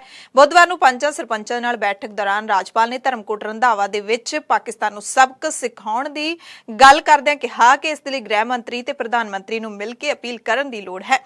ਪਾਕਿਸਤਾਨ ਨਸ਼ੇ ਦੇ ਨਾਲ ਸਾਡੀ ਨਵੀਂ ਪੀੜ੍ਹੀ ਨੂੰ ਬਰਬਾਦ ਕਰ ਰਿਹਾ ਹੈ। ਹਾਲਾਤ ਇਹ ਨੇ ਕਿ ਕਈ ਥਾਵਾਂ ਤੋਂ ਸ਼ਿਕਾਇਤਾਂ ਆ ਰਹੀਆਂ ਨੇ ਕਿ 8ਵੀਂ 9ਵੀਂ ਜਮਾਤ ਦੇ ਬੱਚੇ ਵੀ ਨਸ਼ਾ ਕਰਨ ਦੇ ਲਈ ਚੋਰੀਆਂ ਕਰਨ ਲੱਗ ਪਏ ਨੇ। ਕਹਿੰਦੇ ਮੇਰੇ ਮਨ ਦੇ ਵਿੱਚ ਆਉਂਦਾ ਹੈ ਜੇ ਪਾਕਿਸਤਾਨ ਸਾਡੇ ਨਾਲ ਇੰਨੀ ਬਦਮਾਸ਼ੀ ਕਰ ਰਿਹਾ ਹੈ ਤਾਂ ਪਾਕਿਸਤਾਨ ਖਿਲਾਫ ਵੀ ਵੱਡੀ ਕਾਰਵਾਈ ਹੋਣੀ ਚਾਹੀਦੀ ਹੈ। ਰਾਜਪਾਲ ਨੇ ਵੀ ਦੱਸਿਆ ਕਿ ਪੂਰੇ ਬਾਰਡਰ ਤੇ ਸੀਸੀਟੀਵੀ ਕੈਮਰੇ ਅਸੀਂ ਲਾਉਣ ਜਾ ਰਹੇ ਹਾਂ। ਸਾਰੀਆਂ ਏਜੰਸੀਆਂ ਤਾਲਮੇਲ ਦੇ ਨਾਲ ਕੰਮ ਕਰ ਰਹੀਆਂ ਨੇ। ਇਸ ਵਾਰੀ ਕਹਿੰਦੇ ਮੈਂ ਦੌਰੇ ਤੋਂ ਸੰਤੁਸ਼ਟ ਹਾਂ। ਸੋ ਪੰਜਾਬ ਦੇ ਰਾਜਪਾਲ ਦੇ ਮਨ ਦੀ ਗੱਲ ਹੈ ਕਿ ਉਹ ਪਾਕਿस्तान ਤੇ सर्जिकल स्ट्राइक करवाना चाहते हैं। बहुत बड़ा नुकसान है। पाकिस्तान सोची समझी रणनीति के हिसाब से कर रहा है, हमारी नेक्स्ट जनरेशन को ड्रग का एडिक्ट कर रहा है। चिंता है। प्रिंसिपलों से बात करता हूँ, मतलब स्कूलों में ड्रग्स काफ़ी संख्या में घुस रहा है, एडिक्ट हो रहे हैं बच्चे हमारे, पेरेंट्स की शिकायत आ रही है। और बच्चे यहाँ तक एडिक्ट करते हैं उनको कि डी एडिक्शन सेंटर में भी यदि भेजते हैं तो ये माफिया गैंग इतनी मजबूत है, कुछ ना कुछ उसका तोड़ने का प्रयत्न चालू है कि वो बच्चे को चंगुल से निकलने नहीं देते। उसकी आदत इतनी आ जाती है। कई शिकायत तो ये आई है कि बच्चे 8वीं 9वीं में पढ़ने वाले बच्चे अपने घर में ही चोरी करने लग गए। ड्रग्स की आदत हो गई, ड्रग्स के पैसे देने हैं। ऐसी ऐसी शिकायतें भी आने लगी कि पाकिस्तान यदि इतनी बदमाशी कर रहा है हमारे साथ में, 1-2 बार सर्जिकल स्ट्राइक होनी चाहिए उसके खिलाफ में कि उसको लेसन तो मिले लाइन पर लाने के लिए, कम से कम समथिंग मस्ट बी डन। मन में आता है, लेट अस सी। बाकी तो हाईएस्ट लेवल की चीजें हैं ये। ਹਾਲਾਂਕਿ ਪੰਜਾਬ ਦੇ ਰਾਜਪਾਲ ਦੇ ਵੱਲੋਂ ਸਰਜੀਕਲ ਸਟ੍ਰਾਈਕ ਦੀ ਵਕਾਲਤ ਕੀਤੇ ਜਾਣ ਦਾ ਪੰਜਾਬ ਦੀ ਆਮ ਆਦਮੀ ਪਾਰਟੀ ਦੀ ਸਰਕਾਰ ਨੇ ਵਿਰੋਧ ਵੀ ਕੀਤਾ ਹੈ। ਇਸ ਬੈਠਕ ਦੇ ਵਿੱਚ ਜਿਹੜੀ ਕਿ ਰਾਜਪਾਲ ਨੇ ਕੀਤੀ ਸੀ ਪੰਚਾਂ ਸਰਪੰਚਾਂ ਦੇ ਨਾਲ, ਉਹਦੇ ਵਿੱਚ ਆਮ ਆਦਮੀ ਪਾਰਟੀ ਦੇ ਸੀਨੀਅਰ ਲੀਡਰ ਗੁਰਦੀਪ ਸਿੰਘ ਰੰਧਾਵਾ ਵੀ ਹਾਜ਼ਰ ਸਨ। ਉਹਨਾਂ ਨੇ ਦਾਅਵਾ ਕੀਤਾ ਕਿ ਜਦੋਂ ਰਾਜਪਾਲ ਨੇ ਸਰਜੀਕਲ ਸਟ੍ਰਾਈਕ ਦੀ ਸਿਫਾਰਿਸ਼ ਕਰਨ ਦੀ ਗੱਲ ਕਹੀ ਤਾਂ ਉਹਨਾਂ ਨੇ ਇਸ ਦਾ ਵਿਰੋਧ ਕੀਤਾ ਸੀ। ਉਹਨਾਂ ਬੇਨਤੀ ਕੀਤੀ ਸੀ ਕਿ ਅਜਿਹੀ ਗੱਲ ਨਾ ਕਰੋ, ਸਰਜੀਕਲ ਸਟ੍ਰਾਈਕ ਦੀ ਗੱਲ ਨਾ ਕਰੋ, ਕੋਈ ਅਜਿਹੇ ਯੰਤਰ ਲਾ ਦਿਓ ਬਾਰਡਰ ਉੱਤੇ ਜਿਹਦੇ ਨਾਲ ਆਉਣ ਵਾਲੇ ਡਰੋਨ ਨੇ ਜਿਹੜੇ ਉਹ ਨਸ਼ਟ ਹੋ ਸਕਣ। ਰੰਧਾਵਾ ਨੇ ਸਵਾਲ ਕੀਤਾ ਕਿ ਸਰਹੱਦ ਤਾਂ ਦੂਜੇ ਸੂਬਿਆਂ ਦੇ ਵੀ ਪਾਕਿਸਤਾਨ ਨਾਲ ਲੱਗਦੀ ਹੈ, ਨਸ਼ਾ ਤਸਕਰੀ ਉੱਥੇ ਵੀ ਹੁੰਦੀ ਹੈ, ਪਰ ਅਜਿਹੀਆਂ ਗੱਲਾਂ ਪੰਜਾਬ ਦੇ ਵਿੱਚ ਹੀ ਕਿਉਂ ਕੀਤੀਆਂ ਜਾਂਦੀਆਂ ਨੇ। ਸੋ ਇਹ ਪਹਿਲੀ ਵਾਰੀ ਨਹੀਂ ਹੈ ਜਦੋਂ ਰਾਜਪਾਲ ਬਨਵਾਰੀ ਲਾਲ ਪੁਰੋਹਿਤ ਨੇ ਕੋਈ ਤਿੱਖਾ ਬਿਆਨ ਦਿੱਤਾ ਹੋਵੇ। ਰਾਜਪਾਲ ਅਕਸਰ ਹੀ ਆਪਣੇ ਬਿਆਨਾਂ ਤੇ ਗੱਲਾਂ ਨੂੰ ਲੈ ਕੇ ਚਰਚਾ ਵਿੱਚ ਰਹਿੰਦੇ ਨੇ। ਭਗਵੰਤ ਮਾਨ ਸਰਕਾਰ ਦੇ ਨਾਲ ਰਾਜਪਾਲ ਦਾ ਟਕਰਾਅ ਹੈ ਉਹ ਜਿਹੜਾ ਕਿਸੇ ਤੋਂ ਵੀ ਲੁਕਿਆ ਨਹੀਂ ਹੈ। ਉਧਰ ਅਕਾਲੀ ਲੀਡਰ ਬਿਕਰਮ ਸਿੰਘ ਮਜੀਠੀਆ ਨੇ ਰਾਜਪਾਲ ਦੀ ਸੁਰੱਖਿਆ ਦੇ ਵਿੱਚ ਕੁਤਾਹੀ ਦੇ ਇਲਜ਼ਾਮ ਲਾਏ ਨੇ। ਸੂਬਾ ਸਰਕਾਰ ਤੇ ਦੋਸ਼ ਲਾਉਂਦਿਆਂ ਕਿਹਾ ਕਿ ਫਿਰੋਜ਼ਪੁਰ ਦੇ ਵਿੱਚ ਰਾਜਪਾਲ ਦੀ ਸੁਰੱਖਿਆ ਦੇ ਵਿੱਚ ਕੁਤਾਹੀ ਜਾਣ ਬੁੱਝ ਕੇ ਕੀਤੀ ਗਈ ਹੈ। ਸੂਬਾ ਸਰਕਾਰ ਗਵਰਨਰ ਨੂੰ ਡਰਾਉਣਾ ਚਾਹੁੰਦੀ ਹੈ ਤਾਂ ਜੋ ਸਰਹੱਦੀ ਇਲਾਕੇ ਦੇ ਵਿੱਚੋਂ ਨਾ ਜਾਣ। ਕਹਿੰਦੇ ਜੇ ਜੇਲ੍ਹ ਦੇ ਵਿੱਚੋਂ ਲਾਰੈਂਸ ਬਿਸ਼ਨੋਈ ਵਰਗੇ ਗੈਂਗਸਟਰ ਦੀ ਇੰਟਰਵਿਊ ਹੋ ਸਕਦੀ ਹੈ ਤਾਂ ਪੰਜਾਬ ਦੇ ਵਿੱਚ ਕੁਝ ਵੀ ਹੋ ਸਕਦਾ ਹੈ। ਸੋ ਬਿਕਰਮ ਮਜੀਠੀਆ ਦਾ ਜਿਹੜਾ ਇਹ ਬਿਆਨ ਹੈ ਉਹ ਦੋਵਾਂ ਧਿਰਾਂ ਦੇ ਵਿੱਚ ਟਕਰਾਅ ਵਧਾਉਣ ਵਾਲਾ ਬਿਆਨ ਹੈ ਜਿਹੜਾ ਉਹ ਮੰਨਿਆ ਜਾ ਸਕਦਾ ਹੈ ਜਾਂ ਕਹਿ ਸਕਦੇ ਕਿ ਬਲਦੀ ਤੇ ਤੇਲ ਪਾਉਣ ਵਾਲਾ ਬਿਆਨ ਹੈ। ਹੁਣ ਗੱਲ ਕਰਾਂਗੇ ਪੰਜਾਬ ਦੇ ਗੁਰਦਾਸਪੁਰ ਤੋਂ ਬੀਜੇਪੀ ਦੇ ਲੋਕ ਸਭਾ ਮੈਂਬਰ ਅਤੇ ਅਦਾਕਾਰ ਸਨੀ ਦਿਓਲ ਦੀ। ਹਿੰਦੀ ਫਿਲਮਾਂ ਦੇ ਐਕਟਰ ਸਨੀ ਦਿਓਲ ਹੁਣ ਇੱਕ ਹੋਰ ਗੱਲ ਕਰਕੇ ਚਰਚਾ ਦੇ ਵਿੱਚ ਨੇ। ਉਹਨਾਂ ਦੀ ਨਵੀਂ ਫਿਲਮ ਆ ਰਹੀ ਹੈ ਗਦਰ 2। ਇਸ ਫਿਲਮ ਦੇ ਇਤਰਾਜ਼ਯੋਗ ਸੀਨ ਮਾਮਲੇ ਦੇ ਵਿੱਚ ਪੰਚਕੂਲਾ ਦੇ ਗੁਰਦੁਆਰਾ ਕੂਣੀ ਸਾਹਿਬ ਦੀ ਕਮੇਟੀ ਨੇ ਵੀ ਮਾਫੀ ਮੰਗ ਲਈ ਹੈ। ਕਮੇਟੀ ਨੇ ਬਹੁਤ ਹੀ ਗੈਰ ਜ਼ਿੰਮੇਦਾਰਾਨਾ ਸਪਸ਼ਟੀਕਰਨ ਦਿੰਦਿਆਂ ਕਿਹਾ ਕਿ ਉਹਨਾਂ ਨੂੰ ਇਸ ਸੀਨ ਬਾਰੇ ਕੋਈ ਜਾਣਕਾਰੀ ਹੀ ਨਹੀਂ ਸੀ। ਜੇ ਕਹਿੰਦੇ ਕਿਸੇ ਨੂੰ ਠੇਸ ਪਹੁੰਚੀ ਹੈ ਤਾਂ ਉਹ ਮਾਫੀ ਮੰਗਦੇ ਨੇ। ਇੰਨਾ ਹੀ ਨਹੀਂ, ਬਹੁਤ ਹੀ ਲਾਪਰਵਾਹੀ ਵਾਲਾ ਬਿਆਨ ਦਿੰਦਿਆਂ ਕਮੇਟੀ ਨੇ ਇੱਥੋਂ ਤੱਕ ਕਹਿ ਦਿੱਤਾ ਕਿ ਇਸ ਗੱਲ ਨੂੰ ਤਾਂ ਵਧਾ ਚੜਾ ਕੇ ਪੇਸ਼ ਕੀਤਾ ਗਿਆ, ਇੰਨੀ ਗੱਲ ਹੈ ਨਹੀਂ ਸੀ ਜਿੰਨੀ ਬਣਾ ਲਈ ਗਈ। ਪਿਛਲੇ ਦਿਨ 'ਚ ਇੱਕ ਗਦਰ 2 ਨਾਮ ਦੀ ਫਿਲਮ ਦੇ ਵਿੱਚ ਜਿਹੜਾ ਕਿ ਸਨੀ ਦਿਓਲ ਉਹਦਾ ਹੀਰੋ ਆ, ਉਹਦੀ ਇੱਕ ਸ਼ੂਟਿੰਗ ਗੁਰਦੁਆਰਾ ਸਾਹਿਬ ਵਿੱਚ ਕੁਣੀ ਸਾਹਿਬ ਜਿਹੜਾ ਕਿ ਚੰਡੀਗੜ੍ਹ ਦੇ ਲਾਗੇ ਆ ਉੱਥੇ ਹੋ ਰਹੀ ਸੀ ਤੇ ਉਸ ਗੱਲ ਤੇ ਇਤਰਾਜ਼ ਉਠਾਇਆ ਗਿਆ ਸਿੱਖ ਸੰਗਤ ਵੱਲੋਂ ਕਿ ਇਸ ਦੇ ਵਿੱਚ ਜਿਹੜੇ ਸੀਨ ਫਿਲਮਾਏ ਗਏ ਉਹ ਇਤਰਾਜ਼ਯੋਗ ਆ ਤੇ ਉਹ ਗੁਰਦੁਆਰਾ ਸਾਹਿਬ ਦੀ ਪ੍ਰੈਮਿਸਿਸ ਦੇ ਵਿੱਚ ਆ। ਅਸੀਂ ਇੱਥੇ ਗੱਲ ਕਲੀਅਰ ਕਰ ਦਈਏ ਕਿ ਸਾਨੂੰ ਕਿਸੇ ਵੀ ਤਰ੍ਹਾਂ ਮਾਫੀ ਮੰਗਾਉਣ ਦਾ ਨਾ ਸ਼ੌਂਕ ਆ ਤੇ ਨਾ ਕਿਸੇ ਨੂੰ ਕਿਸੇ ਤੇ ਦਬਾਅ ਬਣਾਉਣ ਦਾ ਸ਼ੌਂਕ ਆ। ਅਸੀਂ ਇਹ ਚਾਹੁੰਦੇ ਹਾਂ ਕਿ ਇਹ ਜਿਹੜੀ ਲੀਹ ਆ ਇਹ ਗੁਰਦੁਆਰਾ ਸਾਹਿਬ ਦੇ ਅੰਦਰ ਮਰਜ਼ਾਦਾ ਦੇ ਅਧੀਨ ਹੋਣਾ ਚਾਹੀਦਾ। ਸੋ ਹੁਣ ਅੱਜ ਉਹਨਾਂ ਦੇ ਡਾਇਰੈਕਟਰ ਜਿਹੜੇ ਨੇ ਅਨਿਲ ਸ਼ਰਮਾ ਸ਼ਾਇਦ ਉਹਨਾਂ ਦਾ ਨਾਂ ਹੈ, ਉਹਨਾਂ ਨੇ ਬਹੁਤ ਬੜਾ ਝੂਠ ਬੋਲਿਆ ਕਿ ਇਹ ਜਿਹੜੀ ਸ਼ੂਟਿੰਗ ਆ ਇਹ ਗੁਰਦੁਆਰਾ ਸਾਹਿਬ ਦੇ ਬਾਹਰ ਹੋ ਰਹੀ ਸੀ। ਬਿਲਕੁਲ ਕੋਰਾ ਝੂਠ ਆ। ਅਸੀਂ ਇਸ ਗੱਲ ਦੇ ਡਟ ਕੇ ਮੁਖਾਲਫਤ ਕਰਦੇ ਹਾਂ ਤੇ ਇਹ ਗੱਲ ਕਹਿੰਦੇ ਹਾਂ ਕਿ ਸੰਗਤ ਨੂੰ ਗੁੰਮਰਾਹ ਕੀਤਾ ਜਾ ਰਿਹਾ। ਜਦੋਂ ਗੇਟ ਦਾ ਐਂਟਰ ਕਰ ਦਿੱਤਾ ਜਾਂਦਾ ਕਿਸੇ ਵੀ ਗੁਰਦੁਆਰਾ ਸਾਹਿਬ ਦੇ ਤਾਂ ਉਹ ਜਿਹੜਾ ਗੁਰਦੁਆਰੇ ਦਾ ਪ੍ਰਿੰਸਿਸ ਹੋ ਜਾਂਦਾ, ਨਾ ਕਿ ਇਕੱਲਾ ਪ੍ਰਿੰਸਿਸ ਜਿਹੜਾ ਵਾ ਉਹ ਗੁਰੂ ਜਿਹੜਾ ਸੱਚਖੰਡ ਸਾਹਿਬ ਦਾ ਜਿਹੜਾ ਹਾਲ ਹੁੰਦਾ। ਸੋ ਅਨਿਲ ਜਿਹੜੇ ਸ਼ਰਮਾ ਜੀ, ਲੋਕਾਂ ਨੂੰ ਇਸ ਗੱਲ ਲਈ ਗੁੰਮਰਾਹ ਨਾ ਕਰੋ। ਤੁਸੀਂ ਇਸ ਗੱਲ ਵਿੱਚ ਅਸੀਂ ਇਹ ਸਮਝਦੇ ਹਾਂ ਕਿ ਪਹਿਲਾਂ ਤੁਹਾਡੇ ਤੋਂ ਕਿਸੇ ਤਰ੍ਹਾਂ ਕੋਈ ਸ਼ਾਇਦ ਗਲਤੀ ਰਹਿ ਗਈ ਹੋਵੇ ਅਣਜਾਣੇ ਵਿੱਚ, ਪਰ ਹੁਣ ਤੁਸੀਂ ਸ਼ਰੇਆਮ ਗੁੰਮਰਾਹ ਕਰ ਰਹੇ ਹੋ। ਤੁਹਾਡੇ ਖਿਲਾਫ ਇਸ ਗੱਲ ਦੀ ਕਾਰਵਾਈ ਹੋਣੀ ਚਾਹੀਦੀ ਆ, ਕਿਉਂਕਿ ਜਿਹੜੀ ਅਸੀਂ ਇਹ ਗੱਲ ਕੀਤੀ ਸੀ ਇਹ ਸਿੱਖ ਮਰਜ਼ਾਦਾ ਦੀ ਗੱਲ ਸੀ। ਸੋ ਤੁਸੀਂ ਉਸ ਨੂੰ ਮਜ਼ਾਕ ਬਣਾਇਆ ਤੇ ਅਸੀਂ ਚਾਹਾਂਗੇ ਕਿ ਅਕਾਲ ਤਖਤ ਸਾਹਿਬ ਤੁਹਾਡੇ। ਦੂਸਰੇ ਪਾਸੇ ਗਦਰ 2 ਫਿਲਮ ਦੇ ਨਿਰਮਾਤਾ ਅਨਿਲ ਸ਼ਰਮਾ ਨੇ ਵੀ ਮਾਫੀ ਮੰਗੀ ਹੈ। ਕਹਿੰਦੇ ਜੇ ਅਣਜਾਣੇ ਦੇ ਵਿੱਚ ਕਿਸੇ ਨੂੰ ਠੇਸ ਪਹੁੰਚੀ ਹੈ ਤਾਂ ਮੈਂ ਮਾਫੀ ਮੰਗਦਾ ਹਾਂ। ਹਾਲਾਂਕਿ ਕਹਿੰਦੇ ਫਿਲਮ ਦੇ ਵਿੱਚ ਅਸੀਂ ਧਾਰਮਿਕ ਭਾਵਨਾਵਾਂ ਦਾ ਪੂਰਾ ਖਿਆਲ ਰੱਖਿਆ ਹੈ। ਸਾਡੀ ਕੋਈ ਮਨਸ਼ਾ ਨਹੀਂ ਸੀ ਕਿ ਧਾਰਮਿਕ ਭਾਵਨਾਵਾਂ ਨੂੰ ਠੇਸ ਪਹੁੰਚੇ। ਇਸ ਤੋਂ ਬਾਅਦ ਐਸਜੀਪੀਸੀ ਦੇ ਜਨਰਲ ਸਕੱਤਰ ਗੁਰਚਰਨ ਸਿੰਘ ਗਰੇਵਾਲ ਨੇ ਕਿਹਾ ਕਿ ਸਾਨੂੰ ਕਿਸ ਤੋਂ ਮਾਫੀ ਮੰਗਵਾਉਣ ਦਾ ਸ਼ੌਕ ਨਹੀਂ ਹੈ, ਨਾ ਹੀ ਦਬਾਅ ਪਾਉਣ ਦਾ। ਫਿਲਮ ਦੇ ਨਿਰਮਾਤਾ ਅਨਿਲ ਸ਼ਰਮਾ ਨੇ ਮਾਫੀ ਦੇ ਵਿੱਚ ਕਹਿੰਦੇ ਜਿਹੜਾ ਕਿਹਾ ਕਿ ਸੀਨ ਗੁਰਦੁਆਰਾ ਸਾਹਿਬ ਦੇ ਬਾਹਰ ਸ਼ੂਟ ਹੋਇਆ ਬਿਲਕੁਲ ਝੂਠ ਹੈ, ਸੰਗਤ ਨੂੰ ਗੁੰਮਰਾਹ ਕੀਤਾ ਜਾ ਰਿਹਾ ਹੈ। ਕਹਿੰਦੇ ਜਦੋਂ ਵੀ ਕੋਈ ਕਿਸੇ ਵੀ ਗੁਰਦੁਆਰਾ ਸਾਹਿਬ ਦੇ ਅੰਦਰ ਐਂਟਰ ਹੁੰਦਾ ਤਾਂ ਉੱਥੇ ਬਣੀਆਂ ਸਾਰੀਆਂ ਇਮਾਰਤਾਂ ਜਾਂ ਖਾਲੀ ਥਾਵਾਂ ਗੁਰਦੁਆਰਾ ਸਾਹਿਬ ਦੇ ਅਧੀਨ ਆਉਂਦੀਆਂ ਨੇ, ਗੁਰਦੁਆਰਾ ਸਾਹਿਬ ਦੀ ਹਦੂਦ ਦੇ ਅੰਦਰ ਆਉਂਦੀਆਂ ਨੇ। ਅਨਿਲ ਸ਼ਰਮਾ ਨੇ ਕਹਿੰਦੇ ਸਿੱਖ ਮਰਿਆਦਾ ਦੀ ਉਲੰਘਣਾ ਕੀਤੀ ਹੈ ਤੇ ਮੰਗ ਕੀਤੀ ਹੈ ਐਸਜੀਪੀਸੀ ਦੇ ਜਨਰਲ ਸਕੱਤਰ ਨੇ ਕਿ ਸ਼੍ਰੀ ਅਕਾਲ ਤਖਤ ਸਾਹਿਬ ਦੇ ਵੱਲੋਂ ਅਨਿਲ ਸ਼ਰਮਾ ਦੇ ਖਿਲਾਫ ਕਾਰਵਾਈ ਹੋਣੀ ਚਾਹੀਦੀ ਹੈ। ਦਰਅਸਲ ਗਦਰ 2 ਦੇ ਫਿਲਮ ਦਾ ਸੀਨ ਇੱਕ ਗੁਰੂ ਘਰ ਦੇ ਵਿੱਚ ਸ਼ੂਟ ਕੀਤਾ ਗਿਆ ਸੀ। ਪੰਚਕੂਲਾ ਦਾ ਗੁਰਦੁਆਰਾ ਕੁਣੀ ਸਾਹਿਬ ਹੈ ਜਿੱਥੇ ਇਸ ਸੀਨ ਨੂੰ ਫਿਲਮਾਇਆ ਗਿਆ ਹੈ। ਇਹਦੇ ਵਿੱਚ ਸਨੀ ਦਿਓਲ ਤੇ ਅਦਾਕਾਰਾ ਅਮੀਸ਼ਾ ਪਟੇਲ ਇੱਕ ਦੂਸਰੇ ਨੂੰ ਗਲੇ ਲਾਉਂਦੇ ਨਜ਼ਰ ਆ ਰਹੇ ਨੇ ਤੇ ਨਾਲ ਹੀ ਇਹਨਾਂ ਦੇ ਆਲੇ ਦੁਆਲੇ ਇੱਕ ਗੱਤਕਾ ਅਖਾੜੇ ਦੇ ਵੱਲੋਂ ਪ੍ਰਦਰਸ਼ਨ ਕੀਤਾ ਜਾ ਰਿਹਾ ਹੈ। ਸਿੱਖੀ ਰਵਾਇਤਾਂ ਸਿੱਖ ਸੱਭਿਆਚਾਰ ਦੀ ਗੱਲ ਕਰ ਲਈਏ ਤਾਂ ਉਹਨਾਂ ਦੇ ਮੁਤਾਬਿਕ ਇਹ ਜਿਹੜਾ ਸੀਨ ਹੈ ਬਹੁਤ ਹੀ ਗਲਤ ਹੈ। ਇੱਕ ਧਾਰਮਿਕ ਥਾਂ ਦੇ ਅੰਦਰ ਜਿਹੜਾ ਹੈਗਾ ਇੱਕ ਰੋਮਾਂਟਿਕ ਸੀਨ ਫਿਲਮਾਇਆ ਜਾਣਾ ਤੇ ਉਸ ਸੀਨ ਦੇ ਆਲੇ ਦੁਆਲੇ ਧਾਰਮਿਕ ਪੇਸ਼ਕਾਰੀ ਕੀਤੇ ਜਾਣਾ ਅਸਲੋਂ ਹੀ ਜਿਹੜਾ ਹੈਗਾ ਨੈਤਿਕਤਾ ਪੱਖੋਂ ਬਹੁਤ ਹੀ ਗਲਤ ਜਾਪਦਾ ਹੈ, ਚਾਹੇ ਉਹ ਕਿਸੇ ਵੀ ਧਰਮ ਦੇ ਨਾਲ ਸੰਬੰਧਿਤ ਹੋਵੇ। ਸੋ ਗਦਰ 2 ਦੇ ਜਿਹੜੇ ਹੀਰੋ ਨੇ ਸਨੀ ਦਿਓਲ, ਉਹ ਪੰਜਾਬੀਆਂ ਦੀ ਅੱਖ ਧਿਣ ਵੈਸੇ ਵੀ ਨਹੀਂ ਪਾਉਂਦੇ। ਗੁਰਦਾਸਪੁਰੀਏ ਤਾਂ ਪਿੱਛੇ ਪਏ ਰਹਿੰਦੇ ਨੇ ਸਨੀ ਦਿਓਲ ਦੇ, ਕਿਉਂਕਿ ਉਹਨਾਂ ਨੇ ਵੋਟਾਂ ਪਾ ਕੇ ਸਨੀ ਦਿਓਲ ਨੂੰ ਆਪਣੇ ਪੰਜਾਬ ਦੇ ਪੁੱਤਰ ਸਮਝ ਕੇ ਲੋਕ ਸਭਾ ਦੇ ਵਿੱਚ ਭੇਜਿਆ ਸੀ, ਪਰ ਸਨੀ ਦਿਓਲ ਨੇ ਮੁੜ ਕੇ ਕਦੇ ਆਪਣੇ ਹਲਕੇ ਦਾ ਹਾਲ ਤੱਕ ਨਹੀਂ ਪੁੱਛਿਆ। ਹਲਕੇ ਦਾ ਹਾਲ ਪੁੱਛਣਾ ਤਾਂ ਦੂਰ ਦੀ ਗੱਲ, ਕਦੇ ਵੀ ਉਹ ਸੰਸਦ ਦੇ ਵਿੱਚ ਵੀ ਨਹੀਂ ਪਹੁੰਚੇ। ਆਪਣੀ ਹਾਜ਼ਰੀ ਹੈ ਜਿਹੜੀ ਉਹ ਬਹੁਤ ਹੀ ਘੱਟ ਲਵਾਈ ਹੈ। ਸਨੀ ਦਿਓਲ ਨੂੰ ਕਦੇ ਵੀ ਪੰਜਾਬ ਦੇ ਕਿਸੇ ਮੁੱਦੇ ਨੂੰ ਲੈ ਕੇ ਅੱਜ ਤੱਕ ਪਾਰਲੀਮੈਂਟ ਦੇ ਵਿੱਚ ਬੋਲਦੇ ਕਿਸੇ ਨੇ ਨਹੀਂ ਸੁਣਿਆ। ਤੇ ਗਦਰ 2 ਫਿਲਮ ਦੇ ਉੱਤੇ ਵੀ ਇਸ ਗੱਲ ਦਾ ਅਸਰ ਹੈ ਜਿਹੜਾ ਉਹ ਪੈ ਸਕਦਾ ਹੈ। ਪੰਜਾਬੀਆਂ ਦੀ ਨਾਰਾਜ਼ਗੀ ਝੱਲਣੀ ਪੈ ਸਕਦੀ ਹੈ। ਕਿਸਾਨਾਂ ਦੇ ਨਾਲ ਜੁੜੀਆਂ ਵੱਡੀਆਂ ਖਬਰਾਂ ਤੁਹਾਨੂੰ ਦੱਸ ਦਿੰਦੇ ਹਾਂ। ਹਰਿਆਣਾ ਸਰਕਾਰ ਦੇ ਵੱਲੋਂ ਸੂਰਜਮੁਖੀ ਤੇ ਐਮਐਸਪੀ ਮੰਗਣ ਵਾਲੇ ਕਿਸਾਨਾਂ ਦੀ ਕੁੱਟਮਾਰ ਕਰਨ ਦੇ ਉੱਤੇ ਅਤੇ ਪੰਜਾਬ ਦੇ ਵਿੱਚ ਚਿੱਪ ਵਾਲੇ ਮੀਟਰਾਂ ਦੇ ਵਿਰੋਧ ਸਮੇਤ ਪਾਣੀ ਦੇ ਮਸਲੇ ਤੇ ਹੋਰ ਮੰਗਾਂ ਨੂੰ ਲੈ ਕੇ ਕਿਸਾਨਾਂ ਨੇ ਸੂਬੇ ਭਰ ਦੇ ਵਿੱਚ ਬਿਜਲੀ ਬੋਰਡ ਦੇ ਦਫ਼ਤਰਾਂ ਦੇ ਮੂਹਰੇ ਧਰਨੇ ਸ਼ੁਰੂ ਕਰ ਦਿੱਤੇ ਨੇ। ਧਰਨੇ 2 ਕਿਸਾਨ ਜਥੇਬੰਦੀਆਂ ਕਿਸਾਨ ਮਜ਼ਦੂਰ ਸੰਘਰਸ਼ ਕਮੇਟੀ ਤੇ ਡਕੌਂਦਾ ਜਥੇਬੰਦੀ ਵੱਲੋਂ ਦਿੱਤੇ ਜਾ ਰਹੇ ਨੇ। ਕਿਸਾਨ ਮਜ਼ਦੂਰ ਸੰਘਰਸ਼ ਕਮੇਟੀ ਦੇ ਸੂਬਾ ਜਨਰਲ ਸਕੱਤਰ ਸਰਵਣ ਸਿੰਘ ਪੰਧੇਰ ਨੇ ਕਿਹਾ ਕਿ ਦੋਵੇਂ ਜਥੇਬੰਦੀਆਂ ਵੱਲੋਂ ਸੂਬੇ ਦੇ 19 ਜ਼ਿਲ੍ਹਿਆਂ ਦੇ ਵਿੱਚ 103 ਥਾਵਾਂ ਤੇ ਬਿਜਲੀ ਬੋਰਡ ਦੇ ਮੂਹਰੇ ਪ੍ਰਦਰਸ਼ਨ ਕੀਤੇ ਜਾ ਰਹੇ ਨੇ। ਉਧਰ ਭਾਰਤੀ ਕਿਸਾਨ ਯੂਨੀਅਨ ਰਾਜੇਵਾਲ ਦੇ ਪ੍ਰਧਾਨ ਬਲਬੀਰ ਸਿੰਘ ਰਾਜੇਵਾਲ ਦੀ ਅਗਵਾਈ ਦੇ ਵਿੱਚ ਚੰਡੀਗੜ੍ਹ ਦੇ ਕਿਸਾਨ ਭਵਨ ਦੇ ਵਿੱਚ ਵੱਖ-ਵੱਖ ਕਿਸਾਨ ਜਥੇਬੰਦੀਆਂ ਦੀ ਮੀਟਿੰਗ ਹੋਈ। ਇਸ ਮੀਟਿੰਗ ਦੇ ਵਿੱਚ ਰਾਜੇਵਾਲ ਸਮੇਤ ਹੋਰ ਜਥੇਬੰਦੀਆਂ ਨੇ ਪਾਣੀ ਨੂੰ ਲੈ ਕੇ ਵੱਡਾ ਪ੍ਰਦਰਸ਼ਨ ਸ਼ੁਰੂ ਕਰਨ ਦਾ ਐਲਾਨ ਕੀਤਾ ਹੈ। ਰਾਜੇਵਾਲ ਨੇ ਕਿਹਾ ਕਿ ਪਾਣੀ, ਵਾਤਾਵਰਣ ਤੇ ਫੈਡਰਲ ਸਿਸਟਮ ਨੂੰ ਬਚਾਉਣ ਦੇ ਲਈ ਆਉਂਦੀ 5 ਅਗਸਤ ਨੂੰ ਕੇਂਦਰ ਤੇ ਪੰਜਾਬ ਸਰਕਾਰ ਦੇ ਖਿਲਾਫ ਵੱਡਾ ਪ੍ਰਦਰਸ਼ਨ ਕਰਾਂਗੇ। ਕਿਸਾਨ 5 ਅਗਸਤ ਨੂੰ ਚੰਡੀਗੜ੍ਹ ਪਹੁੰਚਣਗੇ। ਇਹ ਧਰਨਾ ਕਹਿੰਦੇ ਪਿਛਲੇ ਸਾਲ ਸ਼ੁਰੂ ਕਰਨਾ ਸੀ, ਪਰ ਜ਼ੀਰਾ ਮੋਰਚਾ ਤੇ ਕੌਮੀ ਇਨਸਾਫ ਮੋਰਚਾ ਲੱਗਣ ਕਰਕੇ ਸਾਨੂੰ ਕਈ ਵਾਰੀ ਮੁਲਤਵੀ ਕਰਨਾ ਪਿਆ। ਹੁਣ 5 ਅਗਸਤ ਨੂੰ ਵੱਡਾ ਇਕੱਠ ਹੋ ਕੇ ਰਹੇਗਾ। ਇਸ ਦੀ ਰੂਪਰੇਖਾ ਤਿਆਰ ਕਰਨ ਦੇ ਲਈ 15 ਜੂਨ ਨੂੰ ਕਿਸਾਨ ਭਵਨ ਦੇ ਵਿੱਚ ਫਿਰ ਮੀਟਿੰਗ ਰੱਖੀ ਗਈ ਹੈ। ਜੁਲਾਈ ਮਹੀਨੇ ਦੇ ਵਿੱਚ ਜ਼ਿਲ੍ਹਾ ਪੱਧਰ ਤੇ ਰੈਲੀਆਂ ਹੋਣਗੀਆਂ, ਫਿਰ ਵੱਡਾ ਕਾਫਲਾ ਲੈ ਕੇ 5 ਅਗਸਤ ਨੂੰ ਚੰਡੀਗੜ੍ਹ ਇਹ ਕਿਸਾਨ ਪਹੁੰਚਣਗੇ।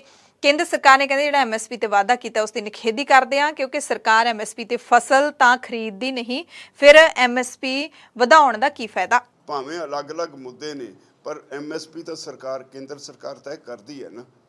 ਹਰ ਸਟੇਟ ਦੀ ਕਿਸੇ ਨਾ ਕਿਸੇ ਪ੍ਰੋਡਿਊਸ ਦੀ ਐਮਐਸਪੀ ਹੈ, ਪਰ ਐਮਐਸਪੀ ਖਰੀਦ ਨਹੀਂ ਕਰਦੇ ਜਦੋਂ, ਫਿਰ ਉਹਦਾ ਕੋਈ ਮਤਲਬ ਨਹੀਂ ਰਹਿ ਜਾਂਦਾ। ਹਰਿਆਣਾ ਦੇ ਵਿੱਚ ਸੂਰਜਮੁਖੀ ਦੀ ਫਸਲ ਐਮਐਸਪੀ ਤੇ ਖਰੀਦਣ ਨੂੰ ਲੈ ਕੇ ਜਿਹੜੇ ਕਿਸਾਨ ਧਰਨਾ ਦੇ ਰਹੇ ਸੀ ਉਹਨਾਂ ਤੇ ਜਿਹੜਾ ਲਾਠੀ ਚਾਰਜ ਕੀਤਾ ਗਿਆ ਉਸ ਦੀ ਨਿੰਦਿਆ ਵੀ ਰਾਜੇਵਾਲ ਨੇ ਕੀਤੀ ਹੈ ਅਤੇ ਕਿਹਾ ਕਿ ਅਸੀਂ ਹਰਿਆਣਾ ਦੇ ਕਿਸਾਨਾਂ ਦੇ ਨਾਲ ਹਾਂ, ਜਦੋਂ ਕਹਿਣਗੇ ਸਹਿਯੋਗ ਕਰਾਂਗੇ।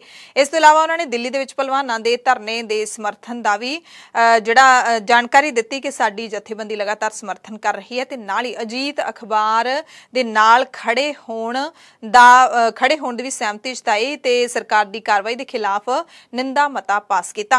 ਤੇ ਹੁਣ ਅਸੀਂ ਫੈਸਲਾ ਕੀਤਾ ਵੀ 5 ਅਗਸਤ ਨੂੰ ਇੱਥੇ ਇੱਕ ਵੱਡਾ ਇਕੱਠ ਕਰਕੇ ਸਰਕਾਰ ਨੂੰ ਫਿਰ ਨੋਟਿਸ ਦੇ ਕੇ ਉਹ ਮੋਰਚਾ ਜਿਹੜਾ ਸ਼ੁਰੂ ਕੀਤਾ ਜਾਏਗਾ। ਪਾਣੀਆਂ ਦੇ ਮੁੱਦੇ ਤੇ, ਫੈਡਰਲ ਸਿਸਟਮ ਤੇ, ਐਨਵਾਇਰਨਮੈਂਟ ਤੇ, ਇਹ ਤਿੰਨਾਂ ਇਸ਼ੂਜ਼ ਦੇ ਉੱਤੇ ਅਸੀਂ ਨਵੇਂ ਸਿਰੇ ਤੋਂ ਨੋਟਿਸ ਦੇ ਕੇ ਸਰਕਾਰ ਨੂੰ ਪਾਣੀਆਂ ਦੇ ਮੁੱਦੇ ਤੇ ਮੋਰਚਾ ਜਿਹੜਾ ਉਹ ਸ਼ੁਰੂ ਕਰਨ ਜਾ ਰਹੇ ਹਾਂ। ਔਰ ਉਹਦੇ ਲਈ ਅਸੀਂ ਤਿਆਰੀ ਕਰਨ ਵਾਸਤੇ ਇਹ ਵੀ ਕੀਤਾ ਵੀ ਅਸੀਂ 15 ਜੂਨ ਨੂੰ ਇੱਥੇ ਇੱਕ ਮੀਟਿੰਗ ਹੋਏਗੀ ਜਿਹਦੇ ਵਿੱਚ ਪੰਜਾਬ ਦੇ ਵੱਖ-ਵੱਖ ਜ਼ਿਲ੍ਹਿਆਂ ਦੇ ਵਿੱਚ ਕੋਈ 10 ਕੁ ਵੱਡੀਆਂ ਕਾਨਫਰੰਸਾਂ ਕਰਕੇ ਇਹ ਮੋਰਚੇ ਦੀ ਤਿਆਰੀ ਕਰਾਂਗੇ। ਔਰ ਇਹ ਵੀ ਅੱਜ ਦੀ ਮੀਟਿੰਗ ਵਿੱਚ ਇਹ ਵੀ ਫੈਸਲਾ ਕੀਤਾ ਹੈ ਵੀ ਜਿਹੜਾ ਸਰਕਾਰ ਨੇ MSP ਡਿਕਲੇਅਰ ਕੀਤੀ ਹੈ, MSP ਬਿਨਾਂ ਪ੍ਰੋਕਿਉਰਮੈਂਟ ਤੋਂ ਉਹਦਾ ਮਤਲਬ ਕੋਈ ਨਹੀਂ। ਤੁਸੀਂ ਕੁਝ ਵੀ ਅਨਾਉਂਸ ਕਰ ਦਿਓ, ਜੇ ਖਰੀਦ ਨਹੀਂ ਕਰਨੀ ਤਾਂ ਉਹਦਾ ਕੋਈ ਮਕਸਦ ਨਹੀਂ ਰਹਿ ਜਾਂਦਾ। ਔਰ ਜਿੰਨੀ ਦੇਰ ਤੱਕ ਸਵਾਮੀਨਾਥਨ ਕਮਿਸ਼ਨ ਦੀ ਰਿਪੋਰਟ ਦੇ ਮੁਤਾਬਕ MSP ਤੈਅ ਨਹੀਂ ਹੁੰਦੀ, ਕਿਸਾਨਾਂ ਦਾ ਕੁਝ ਸੌਰਨਾ ਨਹੀਂ। ਅਸੀਂ ਇਹਨਾਂ ਸਰਕਾਰ ਵੱਲੋਂ ਜਿਹੜੀ MSP ਤੈਅ ਕੀਤੀ ਹੋਈ ਹੈ ਉਹਨੂੰ ਰੱਦ ਕਰਦੇ ਹਾਂ। ਇਹ ਵੀ ਅੱਜ ਡਿਸਕਸ ਕੀਤਾ ਹਰਿਆਣੇ ਦੇ ਵਿੱਚ ਜਿਸ ਤਰ੍ਹਾਂ MSP ਮੰਗਦੇ ਕਿਸਾਨਾਂ ਤੇ ਲਾਠੀਚਾਰਜ ਹੋਇਆ, ਉਹਨਾਂ ਨੂੰ ਜੇਲ੍ਹਾਂ 'ਚ ਸੁੱਟਿਆ ਗਿਆ, ਉਹਦੀ ਅਸੀਂ ਨਿੰਦਾ ਹੀ ਨਹੀਂ ਕਰਦੇ। ਅਸੀਂ ਉਹਨਾਂ ਕਿਸਾਨਾਂ ਦੇ ਨਾਲ ਹਾਂ। ਜੋ ਪ੍ਰੋਗਰਾਮ ਅਗਲਾ ਉਲੀਕਿਆ ਜਾਊਗਾ, ਸਾਰੇ ਮਿਲਣਗੇ, ਅਸੀਂ ਉਹਦੇ ਵਿੱਚ ਨਾਲ ਸ਼ਾਮਲ ਹੋਵਾਂਗੇ। ਇਹ ਵੀ ਅੱਜ ਡਿਸਕਸ ਕੀਤਾ ਹਰਿਆਣੇ ਦੇ ਵਿੱਚ ਜਿਸ ਤਰ੍ਹਾਂ MSP ਮੰਗਦੇ ਕਿਸਾਨਾਂ ਤੇ ਲਾਠੀਚਾਰਜ ਹੋਇਆ, ਉਹਨਾਂ ਨੂੰ ਜੇਲ੍ਹਾਂ 'ਚ ਸੁੱਟਿਆ ਗਿਆ, ਉਹਦੀ ਅਸੀਂ ਨਿੰਦਾ ਹੀ ਨਹੀਂ ਕਰਦੇ। ਅਸੀਂ ਉਹਨਾਂ ਕਿਸਾਨਾਂ ਦੇ ਨਾਲ ਹਾਂ। ਜੋ ਪ੍ਰੋਗਰਾਮ ਅਗਲਾ ਉਲੀਕਿਆ ਜਾਊਗਾ, ਸਾਰੇ ਮਿਲਣਗੇ, ਅਸੀਂ ਉਹਦੇ ਵਿੱਚ ਨਾਲ ਸ਼ਾਮਲ ਹੋਵਾਂਗੇ। ਅਤੇ ਇਹ ਵੀ ਜਿਹੜੇ ਹੈਗੇ ਦਿੱਲੀ ਵਿੱਚ ਪਹਿਲਵਾਨਾਂ ਦਾ ਜਿਹੜਾ ਮੋਰਚਾ ਚੱਲਦਾ, ਅਸੀਂ 2 ਵਾਰ ਉੱਥੇ ਜਾ ਵੀ ਆਏ, ਵੱਡਾ ਇਕੱਠ ਕਰਕੇ ਲੈ ਕੇ ਮੋਰਚੇ ਦੀ ਹਮਾਇਤ ਲਈ। ਉਹ ਜਦੋਂ ਵੀ ਸਾਨੂੰ ਕਹਿਣਗੇ ਅਸੀਂ ਉਸ ਮੋਰਚੇ ਦੇ ਵਿੱਚ ਉਹਨਾਂ ਦੀ ਮਦਦ ਲਈ ਫੇਰ ਵੀ ਜਾਵਾਂਗੇ। ਕਿਸਾਨਾਂ ਦੇ ਨਾਲ ਜੁੜੀ ਤੀਜੀ ਖਬਰ ਵੀ ਪੰਜਾਬ ਤੋਂ ਹੈ। ਸੰਯੁਕਤ ਕਿਸਾਨ ਮੋਰਚਾ ਗੈਰ ਸਿਆਸੀ ਦੇ ਵੱਲੋਂ ਪਾਵਰਕਾਮ ਦੇ ਮੁੱਖ ਦਫ਼ਤਰ ਪਟਿਆਲਾ ਦੇ ਮੂਹਰੇ ਬੰਦ ਪਏ ਕਨੈਕਸ਼ਨਾਂ ਤੇ ਲੱਗ ਰਿਹਾ ਕਮਰਸ਼ੀਅਲ ਚਾਰਜ ਲਾਉਣਾ ਬੰਦ ਕਰਨ ਸਮੇਤ ਹੋਰ ਕਈ ਵੱਖ-ਵੱਖ ਮੰਗਾਂ ਨੂੰ ਲੈ ਕੇ ਧਰਨਾ ਪ੍ਰਦਰਸ਼ਨ ਕੀਤਾ। ਇਸ ਧਰਨੇ ਦੀ ਅਗਵਾਈ ਕਿਸਾਨ ਲੀਡਰ ਜਗਜੀਤ ਸਿੰਘ ਡੱਲੇਵਾਲ ਨੇ ਕੀਤੀ। National highway authority of India ਨੇ ਦਿੱਲੀ ਅੰਮ੍ਰਿਤਸਰ ਕਟੜਾ ਐਕਸਪ੍ਰੈਸਵੇ ਦੇ ਲਈ ਜ਼ਿਲ੍ਹਾ ਲੁਧਿਆਣਾ ਦੇ ਵੱਖ-ਵੱਖ ਪਿੰਡਾਂ ਦੇ ਵਿੱਚ ਕਿਸਾਨਾਂ ਦੀਆਂ ਜ਼ਮੀਨਾਂ ਐਕਵਾਇਰ ਕੀਤੀਆਂ ਨੇ। ਅਜਿਹੇ ਵਿੱਚ ਹੁਣ 126 ਕਿਸਾਨਾਂ ਨੇ ਆਪਣੀਆਂ ਜ਼ਮੀਨਾਂ ਵਾਪਸ ਲੈਣ ਦੇ ਲਈ ਸੁਪਰੀਮ ਕੋਰਟ ਦੇ ਸੀਨੀਅਰ ਵਕੀਲ ਚਰਨਪਾਲ ਸਿੰਘ ਬਗਦੀ ਅਤੇ ਡਾਕਟਰ ਗੁਰਜੀਤ ਕੌਰ ਜੱਸੜ ਦੇ ਰਾਹੀਂ ਹਾਈ ਕੋਰਟ ਦੇ ਵਿੱਚ ਪਟੀਸ਼ਨ ਦਾਇਰ ਕੀਤੀ ਹੈ। ਹਰਿਆਣਾ ਦੇ ਕਿਸਾਨਾਂ ਨੂੰ ਲੈ ਕੇ ਵੀ ਇੱਕ ਵੱਡੀ ਖਬਰ ਹੈ। ਇੱਥੇ ਪਾਣੀ ਬਚਾਉਣ ਨੂੰ ਲੈ ਕੇ ਕਿਸਾਨਾਂ ਨੇ ਵੱਡੀ ਪਹਿਲਕਦਮੀ ਕੀਤੀ ਹੈ। ਸੂਬੇ ਦੇ ਕਿਸਾਨ ਵੀ ਸਰਕਾਰ ਦੇ ਨਾਲ ਪਾਣੀ ਬਚਾਉਣ ਦੀ ਕਵਾਇਦ ਦੇ ਵਿੱਚ ਅੱਗੇ ਆਏ ਨੇ। ਹਰਿਆਣਾ ਦੇ 33,863 ਕਿਸਾਨਾਂ ਨੇ DSR ਯਾਨੀ ਕਿ ਝੋਨੇ ਦੀ ਸਿੱਧੀ ਬਿਜਾਈ ਦੇ ਲਈ ਰਜਿਸਟ੍ਰੇਸ਼ਨ ਕਰਵਾਈ ਹੈ, ਜੋ ਪਿਛਲੇ ਸਾਲ ਦੇ ਨਾਲ ਦੁੱਗਣੇ ਤੋਂ ਵੀ ਵੱਧ ਹੈ। ਇਹਨਾਂ ਕਿਸਾਨਾਂ ਨੇ 2.5 ਲੱਖ ਏਕੜ ਤੋਂ ਵੱਧ ਜ਼ਮੀਨ ਦੇ ਵਿੱਚ ਝੋਨੇ ਦੀ ਸਿੱਧੀ ਬਿਜਾਈ ਦੇ ਲਈ ਅਪਲਾਈ ਕੀਤਾ ਹੈ। ਦਰਅਸਲ ਸੂਬਾ ਸਰਕਾਰ ਨੇ ਝੋਨੇ ਦੀ ਸਿੱਧੀ ਬਿਜਾਈ ਦੇ ਲਈ 12 ਜ਼ਿਲ੍ਹਿਆਂ ਦੀ ਚੋਣ ਕੀਤੀ ਸੀ, ਪਰ 21 ਜ਼ਿਲ੍ਹਿਆਂ ਦੇ ਕਿਸਾਨ ਇਸ ਸਕੀਮ ਦੇ ਵਿੱਚ ਸ਼ਾਮਲ ਹੋਣ ਦੇ ਲਈ ਸਹਿਮਤ ਹੋ ਗਏ ਨੇ। ਸਰਕਾਰ ਨੇ ਝੋਨੇ ਦੀ ਸਿੱਧੀ ਬਿਜਾਈ ਦੇ ਲਈ 80 ਕਰੋੜ ਰੁਪਏ ਦਾ ਬਜਟ ਰੱਖਿਆ ਹੈ, ਪਰ ਹੁਣ ਕਿਸਾਨਾਂ ਦੀ ਗਿਣਤੀ ਵਧਣ ਕਾਰਨ ਬਜਟ ਵੀ ਵਧਾਉਣਾ ਪੈ ਸਕਦਾ ਹੈ। ਸ਼੍ਰੋਮਣੀ ਗੁਰਦੁਆਰਾ ਪ੍ਰਬੰਧਕ ਕਮੇਟੀ ਦੀਆਂ ਚੋਣਾਂ ਦੇ ਵਿੱਚ ਬੀਬੀ ਜਗੀਰ ਕੌਰ ਦੇ ਧੜੇ ਨੂੰ ਸਮਰਥਨ ਕਰਨ ਵਾਲੇ 2 ਜੇਤੂ ਮੈਂਬਰ ਹਰਪਾਲ ਸਿੰਘ ਜੱਲਾ ਤੇ ਅਮਰੀਕ ਸਿੰਘ ਜਨੇਤਪੁਰ ਅਕਾਲੀ ਦਲ ਦੇ ਵਿੱਚ ਵਾਪਸ ਆ ਗਏ ਨੇ। ਉਹਨਾਂ ਨੇ ਪਾਰਟੀ ਦੇ ਵਿੱਚ ਵਾਪਸੀ ਕਰ ਲਈ ਹੈ ਤੇ ਸ਼੍ਰੋਮਣੀ ਅਕਾਲੀ ਦਲ ਦੇ ਪ੍ਰਧਾਨ ਸੁਖਬੀਰ ਸਿੰਘ ਬਾਦਲ ਨੇ ਇਹਨਾਂ ਦਾ ਮੁੜ ਪਾਰਟੀ ਦੇ ਵਿੱਚ ਸਵਾਗਤ ਕੀਤਾ ਤੇ ਘਰ ਵਾਪਸੀ ਦੀ ਬਾਗੀ ਲੀਡਰਾਂ ਨੂੰ ਅਪੀਲ ਕੀਤੀ। ਸੁਖਬੀਰ ਨੇ ਕਿਹਾ ਕਿ ਅਕਾਲੀ ਦਲ ਛੱਡ ਕੇ ਦੂਸਰੀਆਂ ਪਾਰਟੀਆਂ ਵਿੱਚ ਗਏ ਆਗੂਆਂ ਨੂੰ ਮੈਂ ਅਪੀਲ ਕਰਦਾ, ਘਰ ਵਾਪਸ ਆਓ। ਜੇਕਰ ਮੇਰੇ ਕੋਲੋਂ ਕੋਈ ਗਲਤੀ ਹੋਈ ਹੈ ਤਾਂ ਮੈਂ ਮਾਫੀ ਵੀ ਮੰਗ ਲੈਣਾ, ਪਰ ਮੈਂ ਚਾਹੁੰਦਾ ਕਿ ਸਾਡੀ ਮਾਂ ਪਾਰਟੀ ਤਗੜੀ ਹੋਵੇ, ਮਜ਼ਬੂਤ ਹੋਵੇ, ਕਿਉਂਕਿ ਅਕਾਲੀ ਦਲ ਮਜ਼ਬੂਤ ਹੋਏਗਾ ਤਾਂ ਹੀ ਖਾਲਸਾ ਪੰਥ ਅਤੇ ਪੰਜਾਬੀਅਤ ਮਜ਼ਬੂਤ ਰਹੇਗੀ। ਤੇ ਮੈਂ ਸਾਰੇ ਬਾਕੀ ਵੀ ਲੀਡਰ ਜੋ ਅਕਾਲੀ ਦਲ ਛੱਡ ਕੇ ਦੂਜੀਆਂ ਪਾਰਟੀਆਂ 'ਚ ਗਏ ਹੈ ਉਹਨਾਂ ਨੂੰ ਅਪੀਲ ਕਰਦਾ ਹੈ, ਆਓ ਵਾਪਸ ਘਰ ਆਓ। ਤੁਹਾਨੂੰ ਜੇ ਮੈਥੋਂ ਕੋਈ ਗਲਤੀ ਹੋਈ ਮੈਂ ਉਹਦੀ ਮਾਫੀ ਵੀ ਮੰਗ ਲੈਣਾ, ਪਰ ਮੈਂ ਚਾਹਣਾ ਕਿ ਆਪਣੀ ਮਾਂ ਪਾਰਟੀ ਤਕੜੀ ਹੋਏ, ਕਿਉਂਕਿ ਸ਼੍ਰੋਮਣੀ ਅਕਾਲੀ ਦਲ ਤਕੜਾ ਹੈ, ਖਾਲਸਾ ਪੰਥ ਤਕੜਾ ਹੈ, ਪੰਜਾਬ ਤਕੜਾ ਹੈ ਤੇ ਪੰਜਾਬੀਅਤ ਤਕੜੀ ਹੈ। ਸਾਰੇ ਇੱਕ ਆਈ ਪਾਰਟੀ ਹੈ ਜਿਨ੍ਹਾਂ ਨੇ ਬਾਦਲ ਸਾਹਿਬ ਦੀ ਅਗਵਾਈ ਥੱਲੇ ਸਮੁੱਚੇ ਧਰਮਾਂ ਨੂੰ ਇਕੱਠਾ ਕਰਕੇ ਪੰਜਾਬ ਨੂੰ ਤਰੱਕੀ ਦੇ ਲਈ ਲਿਆਂਦਾ ਹੈ। ਸੁਖਬੀਰ ਬਾਦਲ ਦੀ ਇਸ ਅਪੀਲ ਤੇ ਬਾਗੀ ਹੋ ਕੇ ਵੱਖਰੀ ਪਾਰਟੀ ਬਣਾਉਣ ਵਾਲੇ ਪਰਮਿੰਦਰ ਸਿੰਘ ਢੀਂਡਸਾ ਦਾ ਵੀ ਬਿਆਨ ਸਾਹਮਣੇ ਆਇਆ ਹੈ। ਸਾਬਕਾ ਖਜ਼ਾਨਾ ਮੰਤਰੀ ਢੀਂਡਸਾ ਨੇ ਕਿਹਾ ਕਿ ਇਹ ਗੱਲ ਸੁਖਬੀਰ ਬਾਦਲ ਨੇ ਦਿਲੋਂ ਨਹੀਂ ਕਹੀ, ਸਿਰਫ ਖਾਨਾ ਪੂਰਤੀ ਹੈ। ਉਹਨਾਂ ਸਵਾਲ ਕੀਤਾ ਕਿ 2022 ਦੀਆਂ ਚੋਣਾਂ ਹਾਰਨ ਤੋਂ ਬਾਅਦ ਝੁੰਦਾ ਕਮੇਟੀ ਨੇ ਜਿਹੜੀ ਰਿਪੋਰਟ ਪੇਸ਼ ਕੀਤੀ ਸੀ ਉਸ ਨੂੰ ਹੁਣ ਤੱਕ ਲਾਗੂ ਕਿਉਂ ਨਹੀਂ ਕੀਤਾ ਗਿਆ। ਢੀਂਡਸਾ ਨੇ ਪੁੱਛਿਆ, ਜੇ 2012 ਦੀ ਜਿੱਤ ਦਾ ਸਿਹਰਾ ਸੁਖਬੀਰ ਬਾਦਲ ਦੇ ਸਿਰ ਵੱਜਿਆ ਸੀ ਤਾਂ 17 ਤੇ 22 ਦੀ ਹਾਰ ਤੋਂ ਕਿਵੇਂ ਪਿੱਛੇ ਹਟ ਸਕਦੇ ਸੀ? ਉਹਨਾਂ ਨੇ ਅਸਤੀਫਾ ਕਿਉਂ ਨਹੀਂ ਦਿੱਤਾ? ਕੀ ਪਾਰਟੀ ਦੇ ਵਿੱਚ ਕੋਈ ਕਾਬਿਲ ਆਦਮੀ ਹੀ ਨਹੀਂ ਸੀ ਜਿਹੜਾ ਪਾਰਟੀ ਨੂੰ ਚਲਾ ਸਕਦਾ ਸੀ। ਪਰਮਿੰਦਰ ਢੀਂਡਸਾ ਨੇ ਕਿਹਾ ਕਿ ਮੇਰੇ ਪਿਤਾ ਸੁਖਦੇਵ ਸਿੰਘ ਢੀਂਡਸਾ ਨੇ ਪ੍ਰਕਾਸ਼ ਸਿੰਘ ਬਾਦਲ ਨੂੰ ਵੀ ਕਿਹਾ ਸੀ ਕਿ ਉਹ ਪਾਰਟੀ ਦੀ ਕਮਾਨ ਆਪਣੇ ਹੱਥ ਵਿੱਚ ਲੈਣ, ਪਰ ਉਹਨਾਂ ਨੇ ਨਜ਼ਰਅੰਦਾਜ਼ ਕਰ ਦਿੱਤਾ।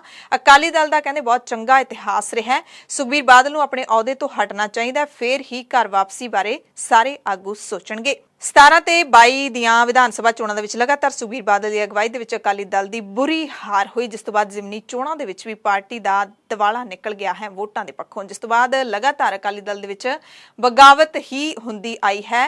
ਨਤੀਜਾ ਇਹ ਹੋਇਆ ਕਿ ਵੱਡੇ ਚਿਹਰੇ ਅਕਾਲੀ ਦਲ ਨੂੰ ਛੱਡ ਗਏ ਨੇ। ਚਰਨਜੀਤ ਸਿੰਘ ਅਟਵਾਲ, ਸੁਖਦੇਵ ਸਿੰਘ ਢੀਂਡਸਾ, ਮਰਹੂਮ ਸੇਵਾ ਸਿੰਘ ਸੇਖਵਾਂ, ਬੀਬੀ ਜਗੀਰ ਕੌਰ, ਜਗਮੀਤ ਸਿੰਘ ਬਰਾੜ ਸਮੇਤ ਹੋਰ ਦਿੱਗਜ ਆਗੂ ਪਾਰਟੀ ਨੂੰ ਅਲਵਿਦਾ ਕਹਿ ਗਏ ਨੇ ਤੇ ਹੁਣ ਸੁਖਬੀਰ ਬਾਦਲ ਦੀ ਬਾਗੀ ਲੀਡਰਾਂ ਨੂੰ ਕੀਤੀ ਘਰ ਵਾਪਸੀ ਦੀ ਅਪੀਲ ਕੋਈ ਰੰਗ ਲਿਆਉਂਦੀ ਹੈ ਜਾਂ ਨਹੀਂ, ਇਹ ਸਾਹਮਣੇ ਆ ਹੀ ਚੁੱਕਿਆ ਹੈ। ਇੱਕ ਜਣੇ ਨੇ ਤਾਂ ਰਿਐਕਟ ਕਰ ਹੀ ਦਿੱਤਾ ਹੈ, ਬਾਕੀ ਕੀ ਪ੍ਰਤੀਕਰਮ ਦਿੰਦੇ ਨੇ ਜਾਂ ਨਹੀਂ, ਇਹ ਦੇਖਣਾ ਅਹਿਮ ਰਹੂਗਾ। ਲੁਧਿਆਣਾ ਤੋਂ ਖਬਰ ਹੈ, ਜਿੱਥੇ ਅਦਾਲਤੀ ਕੰਪਲੈਕਸ ਦੇ ਵਿੱਚ ਮਾਲਖਾਨੇ ਦੇ ਬਾਹਰ ਕੂੜੇ ਦੇ ਢੇਰ ਵਿੱਚ ਧਮਾਕੇਦਾਰ ਦਹਿਸ਼ਤ ਫੈਲ ਗਈ। ਜਾਂਚ ਅਧਿਕਾਰੀ ਨੇ ਦੱਸਿਆ ਕਿ ਸਫਾਈ ਸੇਵਕਾਂ ਦੇ ਵੱਲੋਂ ਕੂੜੇ ਦੇ ਢੇਰ ਨੂੰ ਅੱਗ ਲਾਉਣ ਤੋਂ ਬਾਅਦ ਧਮਾਕਾ ਹੋਇਆ। ਪੁਲਿਸ ਨੇ ਸ਼ੁਰੂਆਤੀ ਜਾਂਚ ਵਿੱਚ ਦਾਅਵਾ ਕੀਤਾ ਕਿ ਧਮਾਕਾ ਕੱਚ ਦੀ ਬੋਤਲ ਫੁੱਟਣ ਕਰਕੇ ਹੋਇਆ ਹੈ, ਜਿਸ ਦੇ ਟੁਕੜੇ ਸਫਾਈ ਮੁਲਾਜ਼ਮ ਦੇ ਪੈਰਾਂ ਦੇ ਵਿੱਚ ਲੱਗੇ। ਦਰਅਸਲ ਕੋਰਟ ਕੰਪਲੈਕਸ ਦੇ ਵਿੱਚ ਬਣੇ ਸਦਰ ਥਾਣਾ ਦੇ ਮਾਲ ਗੋਦਾਮ ਦੀ ਸਫਾਈ ਚੱਲ ਰਹੀ ਸੀ। ਸਵੇਰੇ ਇੱਕ ਮੁਲਾਜ਼ਮ ਸਫਾਈ ਕਰ ਰਿਹਾ ਸੀ। ਸਬ ਇੰਸਪੈਕਟਰ ਨੀਰਜ ਚੌਧਰੀ ਨੇ ਦੱਸਿਆ ਕਿ ਸਫਾਈ ਮੁਲਾਜ਼ਮ ਅਕਸਰ ਕੂੜੇ ਨੂੰ ਅੱਗ ਲਾ ਦਿੰਦੇ ਨੇ ਤੇ ਇੱਥੇ ਵੀ ਅਜਿਹਾ ਹੀ ਹੋਇਆ। ਜਦੋਂ ਕੂੜੇ ਨੂੰ ਅੱਗ ਲਾਈ ਗਈ ਤਾਂ ਉਹਦੇ ਵਿੱਚ ਕੱਚ ਦੀ ਬੋਤਲ ਸੀ, ਤਾਪਮਾਨ ਜ਼ਿਆਦਾ ਹੋਣ ਕਰਕੇ ਉਹ ਫਟ ਗਈ, ਧਮਾਕਾ ਹੋ ਗਿਆ। ਇਸ ਕਰਕੇ ਸਫਾਈ ਮੁਲਾਜ਼ਮ ਹੈ ਜਿਹੜਾ ਉਹ ਜ਼ਖਮੀ ਹੋ ਗਿਆ। ਕੱਚ ਦੇ ਟੁਕੜੇ ਖਿੜਕੀ ਤੇ ਲੱਗਣ ਦੀ ਵਜ੍ਹਾ ਕਰਕੇ ਸ਼ੀਸ਼ੇ ਟੁੱਟ ਗਏ। ਫਿਰ ਵੀ ਸਰਚ ਆਪਰੇਸ਼ਨ ਚਲਾਇਆ ਗਿਆ ਪਰ ਕੁਝ ਨਹੀਂ ਮਿਲਿਆ, ਬੰਬਨੁਮਾ ਕੋਈ ਚੀਜ਼ ਨਹੀਂ ਮਿਲੀ। ਇਹ ਬੋਤਲ ਕੱਚ ਦੀ ਫਟਣ ਕਰਕੇ ਧਮਾਕਾ ਹੋਇਆ। ਦਰਅਸਲ ਇਸ ਤੋਂ ਪਹਿਲਾਂ 23 ਦਸੰਬਰ 2021 ਨੂੰ ਵੀ ਲੁਧਿਆਣਾ ਕੋਰਟ ਕੰਪਲੈਕਸ ਦੇ ਵਿੱਚ ਧਮਾਕਾ ਹੋਇਆ ਸੀ, ਜੋ ਇੱਕ ਸਾਜ਼ਿਸ਼ ਸੀ। ਇਸੇ ਨੂੰ ਧਿਆਨ ਵਿੱਚ ਰੱਖਦੇ ਹੋਏ ਪੁਲਿਸ ਨੇ ਇਸ ਘਟਨਾ ਤੋਂ ਬਾਅਦ ਵੀ ਸਰਚ ਆਪਰੇਸ਼ਨ ਚਲਾਇਆ। ਭਾਰਤ ਦੀ ਸਾਬਕਾ ਪ੍ਰਧਾਨ ਮੰਤਰੀ ਇੰਦਰਾ ਗਾਂਧੀ ਦੇ ਕਤਲ ਨੂੰ ਦਰਸਾਉਣ ਵਾਲੀ ਕੈਨੇਡਾ ਦੇ ਵਿੱਚ ਕੱਢੀ ਕਥਿਤ ਝਾਕੀ ਦੀ ਨਿੰਦਾ ਕਰਦੇ ਹੋਏ ਕਾਂਗਰਸ ਨੇ ਮੰਗ ਕੀਤੀ ਕਿ ਭਾਰਤ ਸਰਕਾਰ ਨੂੰ ਮੁੱਦਾ ਕੈਨੇਡਾ ਦੇ ਕੋਲ ਜ਼ੋਰਦਾਰ ਢੰਗ ਨਾਲ ਚੁੱਕਣਾ ਚਾਹੀਦਾ ਹੈ। ਪਾਰਟੀ ਦੇ ਜਨਰਲ ਸਕੱਤਰ ਜੈਰਾਮ ਰਮੇਸ਼ ਨੇ ਟਵੀਟ ਕਰਕੇ ਵਿਦੇਸ਼ ਮੰਤਰੀ ਐਸ ਜੈਸ਼ੰਕਰ ਨੂੰ ਇਹ ਅਪੀਲ ਕੀਤੀ। ਇਸ ਤੋਂ ਬਾਅਦ ਵਿਦੇਸ਼ ਮੰਤਰੀ ਐਸ ਜੈਸ਼ੰਕਰ ਨੇ ਵੀ ਇਸ ਤੇ ਸਖਤ ਵਿਰੋਧ ਜਤਾਇਆ ਹੈ। ਉਹਨਾਂ ਸਾਫ਼ ਕਿਹਾ ਕਿ ਦੋਵੇਂ ਮੁਲਕਾਂ ਦੇ ਰਿਸ਼ਤਿਆਂ ਦੇ ਲਈ ਇਹ ਸਹੀ ਨਹੀਂ ਹੈ। ਸਾਨੂੰ ਸਮਝ ਨਹੀਂ ਆ ਰਿਹਾ ਕਿ ਉਹ ਅਜਿਹਾ ਕਿਉਂ ਹੋਣ ਦਿੰਦੇ ਨੇ। ਵੋਟ ਬੈਂਕ ਦੀ ਸਿਆਸਤ ਤੋਂ ਇਲਾਵਾ ਇਸ ਦੇ ਪਿੱਛੇ ਕਹਿੰਦੇ ਕੁਝ ਵੀ ਹੋਰ ਨਹੀਂ ਹੈ। ਵੱਖਵਾਦੀਆਂ ਨੂੰ ਛੋਟ ਦੇਣਾ ਸਿਰਫ ਭਾਰਤ ਲਈ ਹੀ ਨਹੀਂ, ਕੈਨੇਡਾ ਦੇ ਲਈ ਵੀ ਚੰਗਾ ਨਹੀਂ ਹੈ। ਉਧਰ ਐਸਜੀਪੀਸੀ ਦੇ ਜਨਰਲ ਸਕੱਤਰ ਗੁਰਚਰਨ ਸਿੰਘ ਗਰੇਵਾਲ ਨੇ ਵੀ ਪ੍ਰਤੀਕਰਮ ਦਿੱਤਾ ਹੈ। ਉਹਨਾਂ ਕਿਹਾ ਕਿ ਕੈਨੇਡਾ ਦੇ ਵਿੱਚ ਜਿਹੜੀ ਇੰਦਰਾ ਗਾਂਧੀ ਨੂੰ ਲੈ ਕੇ ਝਾਕੀ ਕੱਢੀ ਗਈ ਹੈ, ਉਹਦੇ ਵਿੱਚ ਕੁਝ ਵੀ ਗਲਤ ਨਹੀਂ ਹੈ। ਕਹਿੰਦੇ ਇਤਿਹਾਸ ਨੂੰ ਵਿਖਾਉਣਾ ਗਲਤ ਕਿਵੇਂ ਹੋ ਸਕਦਾ ਹੈ। ਅਸੀਂ ਝਾਕੀ ਦੇ ਰੂਪ ਵਿੱਚ ਜਨਰਲ ਡਾਇਰ ਨੂੰ ਵੀ ਦਿਖਾਉਂਦੇ ਹਾਂ ਕਿਵੇਂ ਉਸਨੇ ਜਲਿਆਂਵਾਲੇ ਬਾਗ ਦੇ ਵਿੱਚ ਜ਼ੁਲਮ ਕੀਤਾ, ਤਾਂ ਅਸੀਂ ਇੰਦਰਾ ਗਾਂਧੀ ਵੱਲੋਂ ਸਿੱਖਾਂ ਤੇ ਕੀਤੇ ਜ਼ੁਲਮ ਬਾਰੇ ਕਿਉਂ ਨਹੀਂ ਦੱਸ ਸਕਦੇ। ਉਧਰ ਬੀਜੇਪੀ ਦਾ ਕੌਮੀ ਬੁਲਾਰੇ ਆਰਪੀ ਸਿੰਘ ਨੇ ਹੈਰਾਨਗੀ ਪ੍ਰਗਟ ਕੀਤੀ ਹੈ। ਕਹਿੰਦੇ ਸਿੱਖ ਹੋਣ ਦੇ ਨਾਤੇ ਮੈਂ ਬਰੈਂਪਟਨ ਦੇ ਵਿੱਚ 5 ਕਿਲੋਮੀਟਰ ਲੰਮੀ ਪਰੇਡ ਵੇਖ ਕੇ ਹੈਰਾਨ ਹੋ ਗਿਆ, ਜਿਹਦੇ ਵਿੱਚ ਵਿਖਾਇਆ ਗਿਆ ਕਿ ਕਿਵੇਂ ਤਤਕਾਲੀ ਪ੍ਰਧਾਨ ਮੰਤਰੀ ਇੰਦਰਾ ਗਾਂਧੀ ਦਾ ਕਤਲ ਕੀਤਾ ਗਿਆ, ਜਦ ਕਿ ਕਹਿੰਦੇ ਸਿੱਖ ਕਦੇ ਵੀ ਹਿੰਸਾ ਨੂੰ ਪ੍ਰਮੋਟ ਨਹੀਂ ਕਰਦੇ। ਗੁਰੂ ਨਾਨਕ ਸਾਹਿਬ ਤੋਂ ਲੈ ਕੇ ਗੁਰੂ ਗੋਬਿੰਦ ਸਿੰਘ ਸਾਹਿਬ ਨੇ ਮਨੁੱਖਤਾ ਦਾ ਪਾਠ ਪੜਾਇਆ ਤੇ ਕੈਨੇਡਾ ਸਰਕਾਰ ਨੂੰ ਅਜਿਹੇ ਲੋਕਾਂ ਦੇ ਖਿਲਾਫ ਫੌਰਨ ਕਾਰਵਾਈ ਕਰਨੀ ਚਾਹੀਦੀ ਹੈ ਜੋ ਹਿੰਸਾ ਨੂੰ ਬੜਾਵਾ ਦਿੰਦੇ ਨੇ।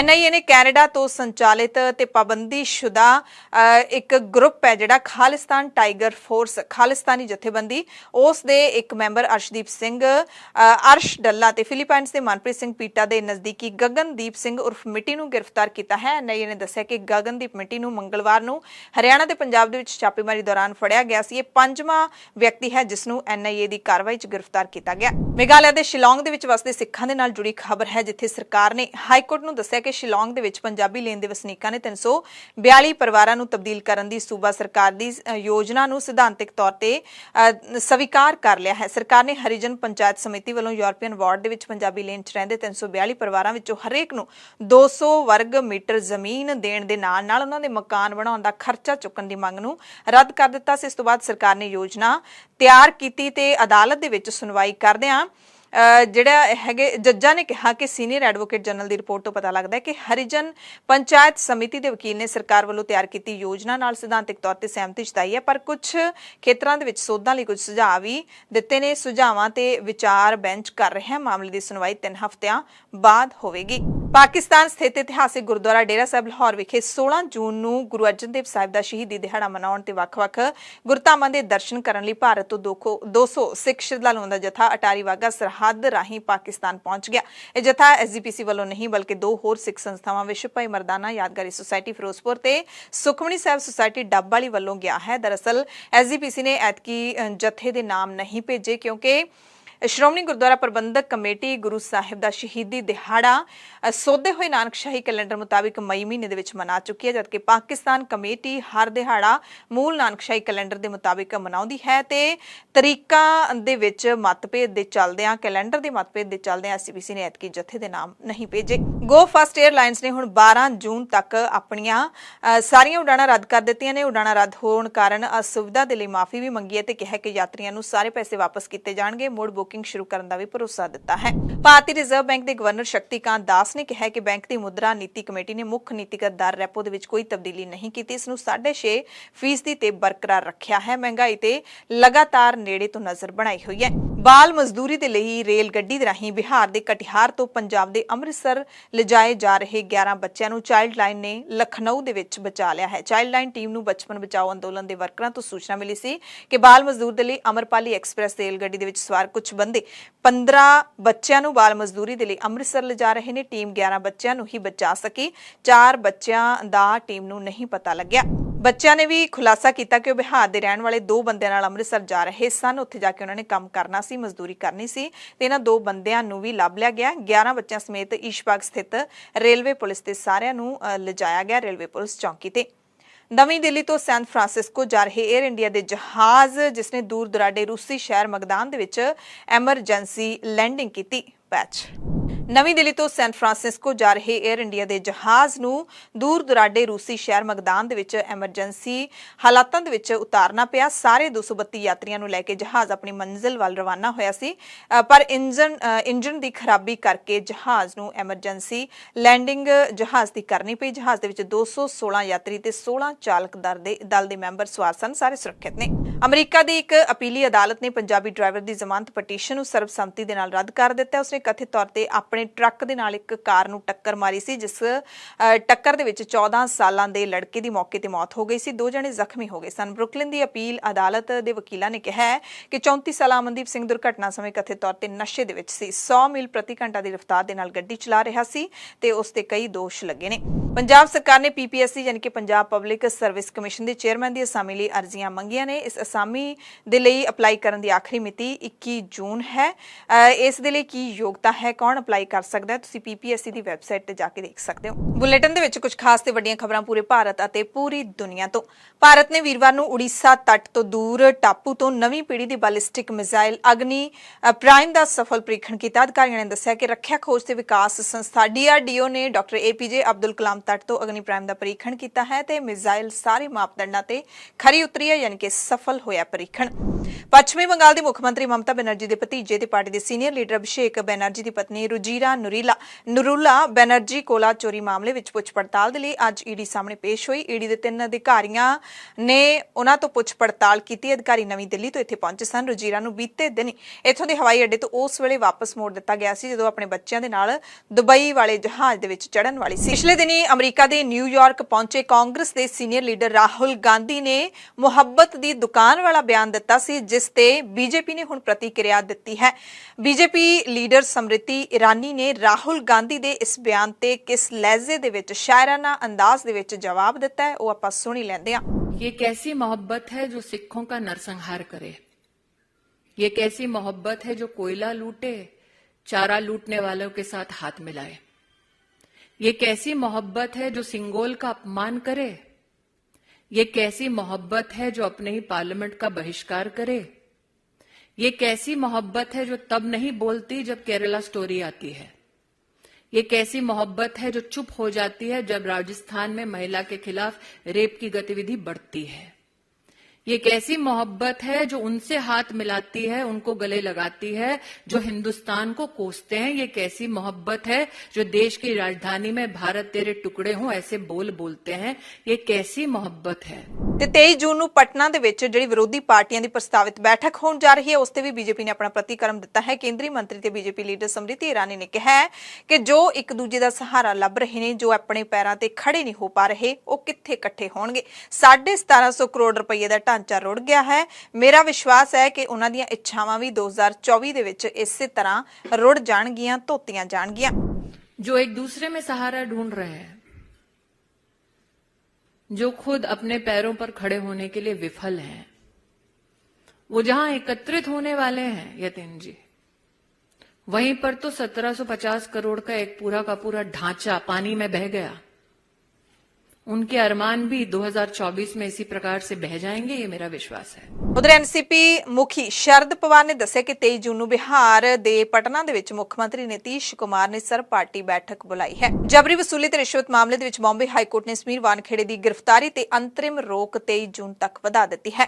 ਦਿੱਲੀ ਤੋਂ ਬਾਅਦ ਮਹਾਰਾਸ਼ਟਰ ਦੇ ਠਾਣੇ ਦੇ ਵਿੱਚ ਵੀ ਦਿਲ ਕੰਬਾਊ ਵਾਰਦਾਤ ਵਾਪਰੀ ਹੈ। ਇੱਥੇ ਪੁਲਿਸ ਨੇ 32 ਸਾਲਾ ਔਰਤ ਦੇ ਕਤਲ ਅਤੇ ਉਸਦੀ ਲਾਸ਼ ਦੇ ਕਈ ਟੁਕੜੇ ਮਿਲਣ ਦੇ ਮਾਮਲੇ ਦੇ ਵਿੱਚ ਉਸਦੇ 56 ਸਾਲ ਦੇ ਲਿਵ ਇਨ ਪਾਰਟਨਰ ਮਨੋਜ ਸਾਨੇ ਨੂੰ 8 ਦਿਨ ਦੀ ਪੁਲਿਸ ਹਿਰਾਸਤ ਦੇ ਵਿੱਚ ਭੇਜਿਆ ਗਿਆ ਹੈ। ਗ੍ਰਿਫਤਾਰੀ ਤੋਂ ਬਾਅਦ ਵੀਰਵਾਰ ਨੂੰ ਠਾਣੇ ਜ਼ਿਲ੍ਹੇ ਦੇ ਮੀਰਾ ਭਾਈਂਦਰ ਇਲਾਕੇ ਦੇ ਵਿੱਚ ਇੱਕ ਔਰਤ ਦੀ ਲਾਸ਼ ਦੇ ਟੁਕੜੇ ਮਿਲੇ ਸਨ। ਪੁਲਿਸ ਨੇ ਇਸ ਮਾਮਲੇ ਦੇ ਵਿੱਚ ਇਸ ਦੋਸ਼ੀ ਨੂੰ ਗ੍ਰਿਫਤਾਰ ਕੀਤਾ ਹੈ ਜਿਸ ਦੀ ਉਮਰ 56 ਸਾਲ ਹੈ, ਯਾਨੀ ਕਿ ਬੁੱਢਾ ਹੋ ਚੁੱਕਿਆ ਹੈ। ਦੋਸ਼ੀ ਨੇ 36 ਸਾਲਾ ਔਰਤ ਦਾ ਪਹਿਲਾਂ ਕਥਿਤ ਤੌਰ ਤੇ ਕਤਲ ਕਰ ਦਿੱਤਾ, ਫਿਰ ਲਾਸ਼ ਦੇ ਕਈ ਟੁਕੜੇ ਕਰ ਦਿੱਤੇ। ਇੰਨਾ ਹੀ ਨਹੀਂ, ਇਸਨੇ ਉਸ ਦੀ ਲਾਸ਼ ਦੇ ਟੁਕੜਿਆਂ ਨੂੰ ਪ੍ਰੈਸ਼ਰ ਕੁੱਕਰ ਦੇ ਵਿੱਚ ਉਬਾਲ ਵੀ ਦਿੱਤਾ, ਸੀਟੀਆਂ ਲਵਾਈਆਂ ਤਾਂ ਜੋ ਆਸਾਨੀ ਦੇ ਨਾਲ ਇਹਨਾਂ ਦਾ ਨਿਪਟਾਰਾ ਕਰ ਸਕੇ। ਲਾਸ਼ ਦੇ ਕੁਝ ਟੁਕੜਿਆਂ ਸਮੇਤ ਪੁਲਿਸ ਨੇ ਮੁਲਜ਼ਮ ਨੂੰ ਮੌਕੇ ਤੋਂ ਗ੍ਰਿਫਤਾਰ ਕੀਤਾ। ਡੀਸੀਪੀ ਜਯੰਤ ਬਜਬਲੇ ਨੇ ਦੱਸਿਆ ਕਿ ਮ੍ਰਿਤਕ ਦੀ ਪਛਾਣ 32 ਸਾਲਾ ਸਰਸਵਤੀ ਵੈਦਿਆ ਵਜੋਂ ਹੋਈ ਹੈ। ਉਹ ਆਪਣੇ 56 ਸਾਲਾ ਦੋਸਤ ਮਨੋਜ ਸਾਨੀ ਦੇ ਨਾਲ ਪਿਛਲੇ 3 ਸਾਲਾਂ ਤੋਂ ਆਕਾਸ਼ ਗੰਗਾ ਸੁਸਾਇਟੀ ਦੇ ਵਿੱਚ ਕਿਰਾਏ ਦੇ ਫਲੈਟ ਵਿੱਚ ਰਹਿੰਦੀ ਸੀ। ਇਸ ਮਸਲੇ ਤੇ ਕੌਮੀ ਮਹਿਲਾ ਕਮਿਸ਼ਨ ਦੀ ਚੇਅਰਪਰਸਨ ਰੇਖਾ ਸ਼ਰਮਾ ਨੇ ਕਿਹਾ ਕਿ ਅਜਿਹੇ ਖੌਫਨਾਕ ਮਾਮਲਿਆਂ ਦੇ ਵਿੱਚ ਪਿਛਲੇ ਸਮੇਂ ਦੇ ਵਿੱਚ ਵਾਧਾ ਹੋਇਆ ਹੈ। ਇਸ ਮਾਮਲੇ ਦਾ ਕਮਿਸ਼ਨ ਨੇ ਸਿਊ ਮੋਟੋ ਨੋਟਿਸ ਲੈਂਦੇ ਹੋਏ ਪੁਲਿਸ ਦੇ ਡੀਜੀਪੀ ਨੂੰ ਚਿੱਠੀ ਲਿਖ ਕੇ ਮਾਮਲੇ ਦੀ ਜਾਂਚ ਕਰਨ ਦੇ ਲਈ ਵੀ ਕਿਹਾ ਹੈ। ਮੱਧ ਪ੍ਰਦੇਸ਼ ਦੇ ਸੀਹੋਰ ਦੇ ਵਿੱਚ ਬੋਰਵੈਲ ਦੇ ਵਿੱਚ ਡਿੱਗੀ 2.5 ਸਾਲ ਦੀ ਬੱਚੀ ਨੂੰ ਬਾਹਰ ਕੱਢ ਲਿਆ ਗਿਆ। ਹਾਲਾਂਕਿ ਬੱਚੀ ਜਿਉਂਦੀ ਨਹੀਂ ਹੈ, ਉਸ ਨੂੰ ਬਚਾਇਆ ਨਹੀਂ ਜਾ ਸਕਿਆ। 3 ਦਿਨ ਪਹਿਲਾਂ ਸੀਹੋਰ ਜ਼ਿਲ੍ਹੇ ਦੇ ਵਿੱਚ ਮੁੰਗਵਾਲੀ ਪਿੰਡ ਦੇ ਵਿੱਚ ਬੱਚੀ ਖੇਤ ਵਿੱਚ ਖੇਡਦੇ ਹੋਏ ਬੋਰਵੈਲ ਦੇ ਵਿੱਚ ਜਾ ਡਿੱਗੀ ਸੀ। ਇਸ ਤੋਂ ਬਾਅਦ ਪੂਰਾ ਪ੍ਰਸ਼ਾਸਨ ਬੱਚੀ ਨੂੰ ਬਚਾਉਣ ਦੇ ਵਿੱਚ ਜੁਟ ਗਿਆ ਸੀ ਤੇ ਪੂਰੇ 55 ਘੰਟਿਆਂ ਬਾਅਦ ਬੱਚੀ ਨੂੰ ਬੋਰਵੈਲ ਚੋਂ ਬਾਹਰ ਕੱਢਿਆ ਗਿਆ। ਮੱਧ ਪ੍ਰਦੇਸ਼ ਦੇ ਸਿੱਧੀ ਜ਼ਿਲ੍ਹੇ ਦੇ ਵਿੱਚ ਹਾਦਸਾ ਵਾਪਰਿਆ ਹੈ। ਅੱਜ ਸਪੋਰਟਸ ਯੂਟਿਲਿਟੀ ਵਹੀਕਲ ਯਾਨੀ ਕਿ ਐਸਯੂਵੀ ਦੇ ਉੱਤੇ ਟਰੱਕ ਪਲਟਣ ਕਾਰਨ 7 ਜਣਾਂ ਦੀ ਮੌਤ ਹੋ ਗਈ ਹੈ, 2 ਜ਼ਖਮੀ ਹੋ ਗਏ। ਸਿੱਧੀ ਦੇ police superintendent doctor Ravinder Singh ਨੇ ਦੱਸਿਆ ਕਿ ਹਾਦਸਾ ਸਵੇਰੇ 9:30 ਤੋਂ 10 ਵਜੇ ਦਰਮਿਆਨ ਸਿੱਧੀ ਟਿਕਰੀ ਰੋਡ ਤੇ ਡੋਲ ਪਿੰਡ ਨੇੜੇ ਵਾਪਰਿਆ। ਟਰੱਕ ਨੇ ਪਹਿਲਾਂ ਐਸਯੂਵੀ ਨੂੰ ਟੱਕਰ ਮਾਰੀ ਤੇ ਫਿਰ ਉਸ ਦੇ ਉੱਤੇ ਪਲਟ ਗਿਆ। 7 ਜਣੇ ਥਾਂ ਤੇ ਹੀ ਮਾਰੇ ਗਏ। ਝਾਰਖੰਡ ਦੇ ਵਿੱਚ ਵੀ ਤੇਜ਼ ਰਫ਼ਤਾਰ ਕਾਰ ਨੇ 4 ਲੋਕਾਂ ਦੀ ਜਾਨ ਲੈ ਲਈ। ਮਾਮਲਾ ਗੁਮਲਾ ਜ਼ਿਲ੍ਹੇ ਨਾਲ ਸੰਬੰਧਿਤ ਹੈ। ਜ਼ਿਲ੍ਹੇ ਦੇ ਖੁੰਟੀ ਸਿਮਡੇਗਾ ਰੋਡ ਤੇ ਇੱਕ ਬੇਕਾਬੂ ਇਨੋਵਾ ਨੇ 4 ਲੋਕਾਂ ਨੂੰ ਦਰੜ ਦਿੱਤਾ। Bank of India Kamdara branch office ਦੇ ਕੋਲ ਕਾਰ ਬੇਕਾਬੂ ਹੋ ਕੇ ਟੋਏ ਦੇ ਵਿੱਚ ਜਾ ਡਿੱਗੀ ਤੇ 8 ਲੋਕਾਂ ਨੂੰ ਕੁਚਲ ਦਿੱਤਾ। 4 ਦੀ ਮੌਤ ਹੋ ਗਈ ਹੈ, 4 ਜ਼ਿੰਦਗੀ ਤੇ ਮੌਤ ਨਾਲ ਜੂਝ ਰਹੇ ਨੇ। ਘਟਨਾ ਕੱਲ ਦੁਪਹਿਰੇ ਕਰੀਬ 2 ਵਜੇ ਵਾਪਰੀ। ਵਿਦੇਸ਼ ਦੀਆਂ ਖਬਰਾਂ ਦੇ ਵਿੱਚ ਸਭ ਤੋਂ ਪਹਿਲਾਂ ਕੈਨੇਡਾ ਤੇ ਅਮਰੀਕਾ ਤੋਂ ਖਬਰ ਹੈ, ਜਿੱਥੇ ਕੈਨੇਡਾ ਦੇ ਜੰਗਲਾਂ ਦੇ ਵਿੱਚ ਇੰਨੀ ਅੱਗ ਲੱਗੀ ਹੋਈ ਹੈ ਕਿ ਜੰਗਲਾਂ ਦੇ ਧੂਏ ਕਾਰਨ ਅਮਰੀਕਾ ਦੇ ਨਿਊਯਾਰਕ ਦੀ ਹਵਾ ਦਿੱਲੀ ਤੋਂ ਵੀ ਮਾੜੀ ਹੋ ਗਈ ਹੈ। ਕੈਨੇਡਾ ਦੇ ਜੰਗਲਾਂ ਦੇ ਵਿੱਚ ਲੱਗੀ ਅੱਗ ਦਾ ਧੂਆਂ ਅਮਰੀਕਾ ਦੇ ਪੂਰਬੀ ਤੱਟ ਤੇ ਮੱਧ ਪੱਛਮ ਦੇ ਵਿੱਚ ਫੈਲ ਗਿਆ, ਜਿਸ ਨਾਲ ਨਿਊਯਾਰਕ ਸਿਟੀ ਦੇ ਵਿੱਚ ਹਵਾ ਦੀ ਗੁਣਵੱਤਾ ਬੇਹੱਦ ਖਰਾਬ ਹੋ ਗਈ। ਆંકੜਿਆਂ ਤੋਂ ਪਤਾ ਲੱਗਦਾ ਹੈ ਕਿ ਨਿਊਯਾਰਕ ਸਿਟੀ ਦੇ ਵਿੱਚ ਪ੍ਰਦੂਸ਼ਣ ਦਾ ਪੱਧਰ ਦੁਨੀਆ ਦੇ ਵੱਡੇ ਸ਼ਹਿਰਾਂ ਦੇ ਨਾਲੋਂ ਵੱਧ ਗਿਆ ਤੇ ਇਸ ਦੀ ਹਵਾ ਦੀ ਗੁਣਵੱਤਾ ਭਾਰਤ ਦੀ ਰਾਜਧਾਨੀ ਦਿੱਲੀ ਦੇ ਨਾਲੋਂ ਵੀ ਮਾੜੀ ਹੋ ਗਈ। ਨਿਊਯਾਰਕ ਸਿਟੀ ਨੂੰ ਧੂਏ ਨੇ ਪੂਰੀ ਤਰ੍ਹਾਂ ਦੇ ਨਾਲ ਘੇਰ ਲਿਆ। ਤਸਵੀਰ ਤੁਸੀਂ ਦੇਖ ਸਕਦੇ ਹੋ। ਅਫਗਾਨਿਸਤਾਨ ਦੇ ਵਿੱਚ ਜਨਾਜ਼ੇ ਦੀ ਨਮਾਜ਼ ਵਕਤ ਧਮਾਕਾ ਹੋਇਆ। ਕਈ ਲੋਕਾਂ ਦੇ ਮਾਰੇ ਜਾਣ ਦੀ ਖਬਰ ਹੈ। ਉੱਤਰੀ ਸੂਬੇ ਬਦਖਸ਼ਾਂ ਦੇ ਵਿੱਚ ਇਹ ਘਟਨਾ ਵਾਪਰੀ ਹੈ। ਫੈਜ਼ਾਬਾਦ ਸ਼ਹਿਰ ਦੇ ਵਿੱਚ ਹੋਏ ਇਸ ਧਮਾਕੇ ਦੇ ਵਿੱਚ ਕਈ ਲੋਕ ਮਾਰੇ ਗਏ ਨੇ। ਮਰਨ ਵਾਲਿਆਂ ਦੇ ਵਿੱਚ ਇੱਕ ਨੇੜਲੇ ਸੂਬੇ ਦੇ ਸਾਬਕਾ ਪੁਲਿਸ ਮੁਖੀ ਵੀ ਸ਼ਾਮਲ ਨੇ। ਅਫਗਾਨਿਸਤਾਨ ਦੇ ਵਿੱਚ ਧਮਾਕੇ ਦੀ ਖਬਰ ਤੋਂ ਇਲਾਵਾ ਬੁੱਧਵਾਰ ਨੂੰ ਇੱਕ ਹੋਰ ਵੱਡਾ ਹਾਦਸਾ ਵਾਪਰਿਆ। ਇੱਥੇ ਇੱਕ ਬੱਸ ਖਾਈ ਦੇ ਵਿੱਚ ਡਿੱਗਣ ਕਾਰਨ 25 ਲੋਕਾਂ ਦੀ ਮੌਤ ਹੋ ਗਈ। ਇਹਨਾਂ ਦੇ ਵਿੱਚ ਬੱਚੇ ਤੇ ਔਰਤਾਂ ਵੀ ਸ਼ਾਮਲ ਨੇ। ਸਥਾਨਕ ਪੁਲਿਸ ਨੇ ਕੱਲ ਇਹ ਜਾਣਕਾਰੀ ਜਾਣਕਾਰੀ ਦਿੱਤੀ। ਸਰੇ ਪੁਲ ਸੂਬੇ ਦੇ ਪੁਲਿਸ ਬੁਲਾਰੇ ਦੀਨ ਮੁਹੰਮਦ ਨਜ਼ਾਰੀ ਨੇ ਦੱਸਿਆ ਕਿ ਘਟਨਾ ਸਰੇ ਪੁਲ ਸੂਬੇ ਦੇ ਪਹਾੜੀ ਇਲਾਕੇ 'ਚ ਵਾਪਰੀ ਹੈ। ਬੱਸ 'ਚ ਸਵਾਰ ਸਾਰੇ ਯਾਤਰੀ ਇੱਕ ਵਿਆਹ ਸਮਾਗਮ ਦੇ ਵਿੱਚ ਸ਼ਾਮਲ ਹੋ ਕੇ ਵਾਪਸ ਪਰਤ ਰਹੇ ਸਨ, ਜਿਸ ਦੌਰਾਨ ਇਹ ਦਰਦਨਾਕ ਹਾਦਸਾ ਵਾਪਰ ਗਿਆ। ਫਰਾਂਸ ਦੇ ਦੱਖਣ ਪੂਰਬ ਦੇ ਵਿੱਚ ਸਥਿਤ ਐਲਪਸ ਕਸਬੇ ਦੇ ਵਿੱਚ ਲੇਕ ਐਨਐਸਸੀ ਦੇ ਨੇੜੇ ਇੱਕ ਪਾਰਕ ਦੇ ਵਿੱਚ ਖੇਡ ਰਹੇ ਬੱਚਿਆਂ ਤੇ ਹਮਲਾਵਰ ਨੇ ਚਾਕੂ ਨਾਲ ਹਮਲਾ ਕਰ ਦਿੱਤਾ। ਕਈ ਬੱਚੇ ਬੁਰੀ ਤਰ੍ਹਾਂ ਜ਼ਖਮੀ ਹੋ ਗਏ। ਫਰਾਂਸ ਦੇ ਗ੍ਰਹਿ ਮੰਤਰੀ ਨੇ ਪਾਰਕ ਦੇ ਵਿੱਚ ਬੱਚਿਆਂ ਤੇ ਹਮਲੇ ਦੀ ਪੁਸ਼ਟੀ ਕੀਤੀ ਤੇ ਕਿਹਾ ਕਿ ਸਾਰੇ ਬੱਚਿਆਂ ਦੀ ਉਮਰ 3 ਤੋਂ 4 ਸਾਲ ਹੈ। ਸਾਰੇ ਬੱਚੇ ਨਰਸਰੀ ਕਲਾਸ 'ਚ ਪੜ੍ਹਦੇ ਸਨ। ਫਰਾਂਸ ਦੇ ਗ੍ਰਹਿ ਮੰਤਰੀ ਗੈਰਾਲਡ ਡਰਮਨਿਨ ਨੇ ਵੀ ਪੁਸ਼ਟੀ ਕੀਤੀ ਹੈ ਕਿ ਪੁਲਿਸ ਨੇ ਦੋਸ਼ੀ ਨੂੰ ਗ੍ਰਿਫਤਾਰ ਕਰ ਲਿਆ। ਇਸ ਦੌਰਾਨ ਸਥਾਨਕ ਸੰਸਦ ਮੈਂਬਰ ਐਂਟਨੀ ਅਰਮਾਨ ਨੇ ਕਿਹਾ ਹੈ ਕਿ ਅਧਿਕਾਰੀਆਂ ਵੱਲੋਂ ਮਾਮਲੇ ਦੀ ਜਾਂਚ ਕੀਤੀ ਜਾ ਰਹੀ ਹੈ। ਐਮਰਜੈਂਸੀ ਬੁਲੇਟਿਨ ਦੇ ਵਿੱਚ ਤੁਹਾਡੇ ਸਭ ਤੋਂ ਇਜਾਜ਼ਤ ਚਾਹੁੰਦੇ ਹਾਂ। ਤੁਸੀਂ ਸਾਰੇ ਆਪਣਾ ਧਿਆਨ ਰੱਖਿਓ, ਲੋੜਵੰਦਾਂ ਦੀ ਮਦਦ ਜ਼ਰੂਰ ਕਰਦੇ ਰਿਹਾ ਕਰੋ ਤੇ ਅਫਵਾਹਾਂ ਤੋਂ ਬਚ ਕੇ ਰਿਹਾ ਕਰੋ। ਥੋੜੀ ਦੇਰ ਤੱਕ ਐਮਰਜੈਂਸੀ ਬੁਲੇਟਿਨ ਦੇ ਨਾਲ ਪੰਜਾਬ, ਭਾਰਤ ਤੇ ਦੁਨੀਆ ਭਰ ਦੀਆਂ ਖਬਰਾਂ ਨਾਲ ਮਿਲਾਂਗੇ। ਧੰਨਵਾਦ।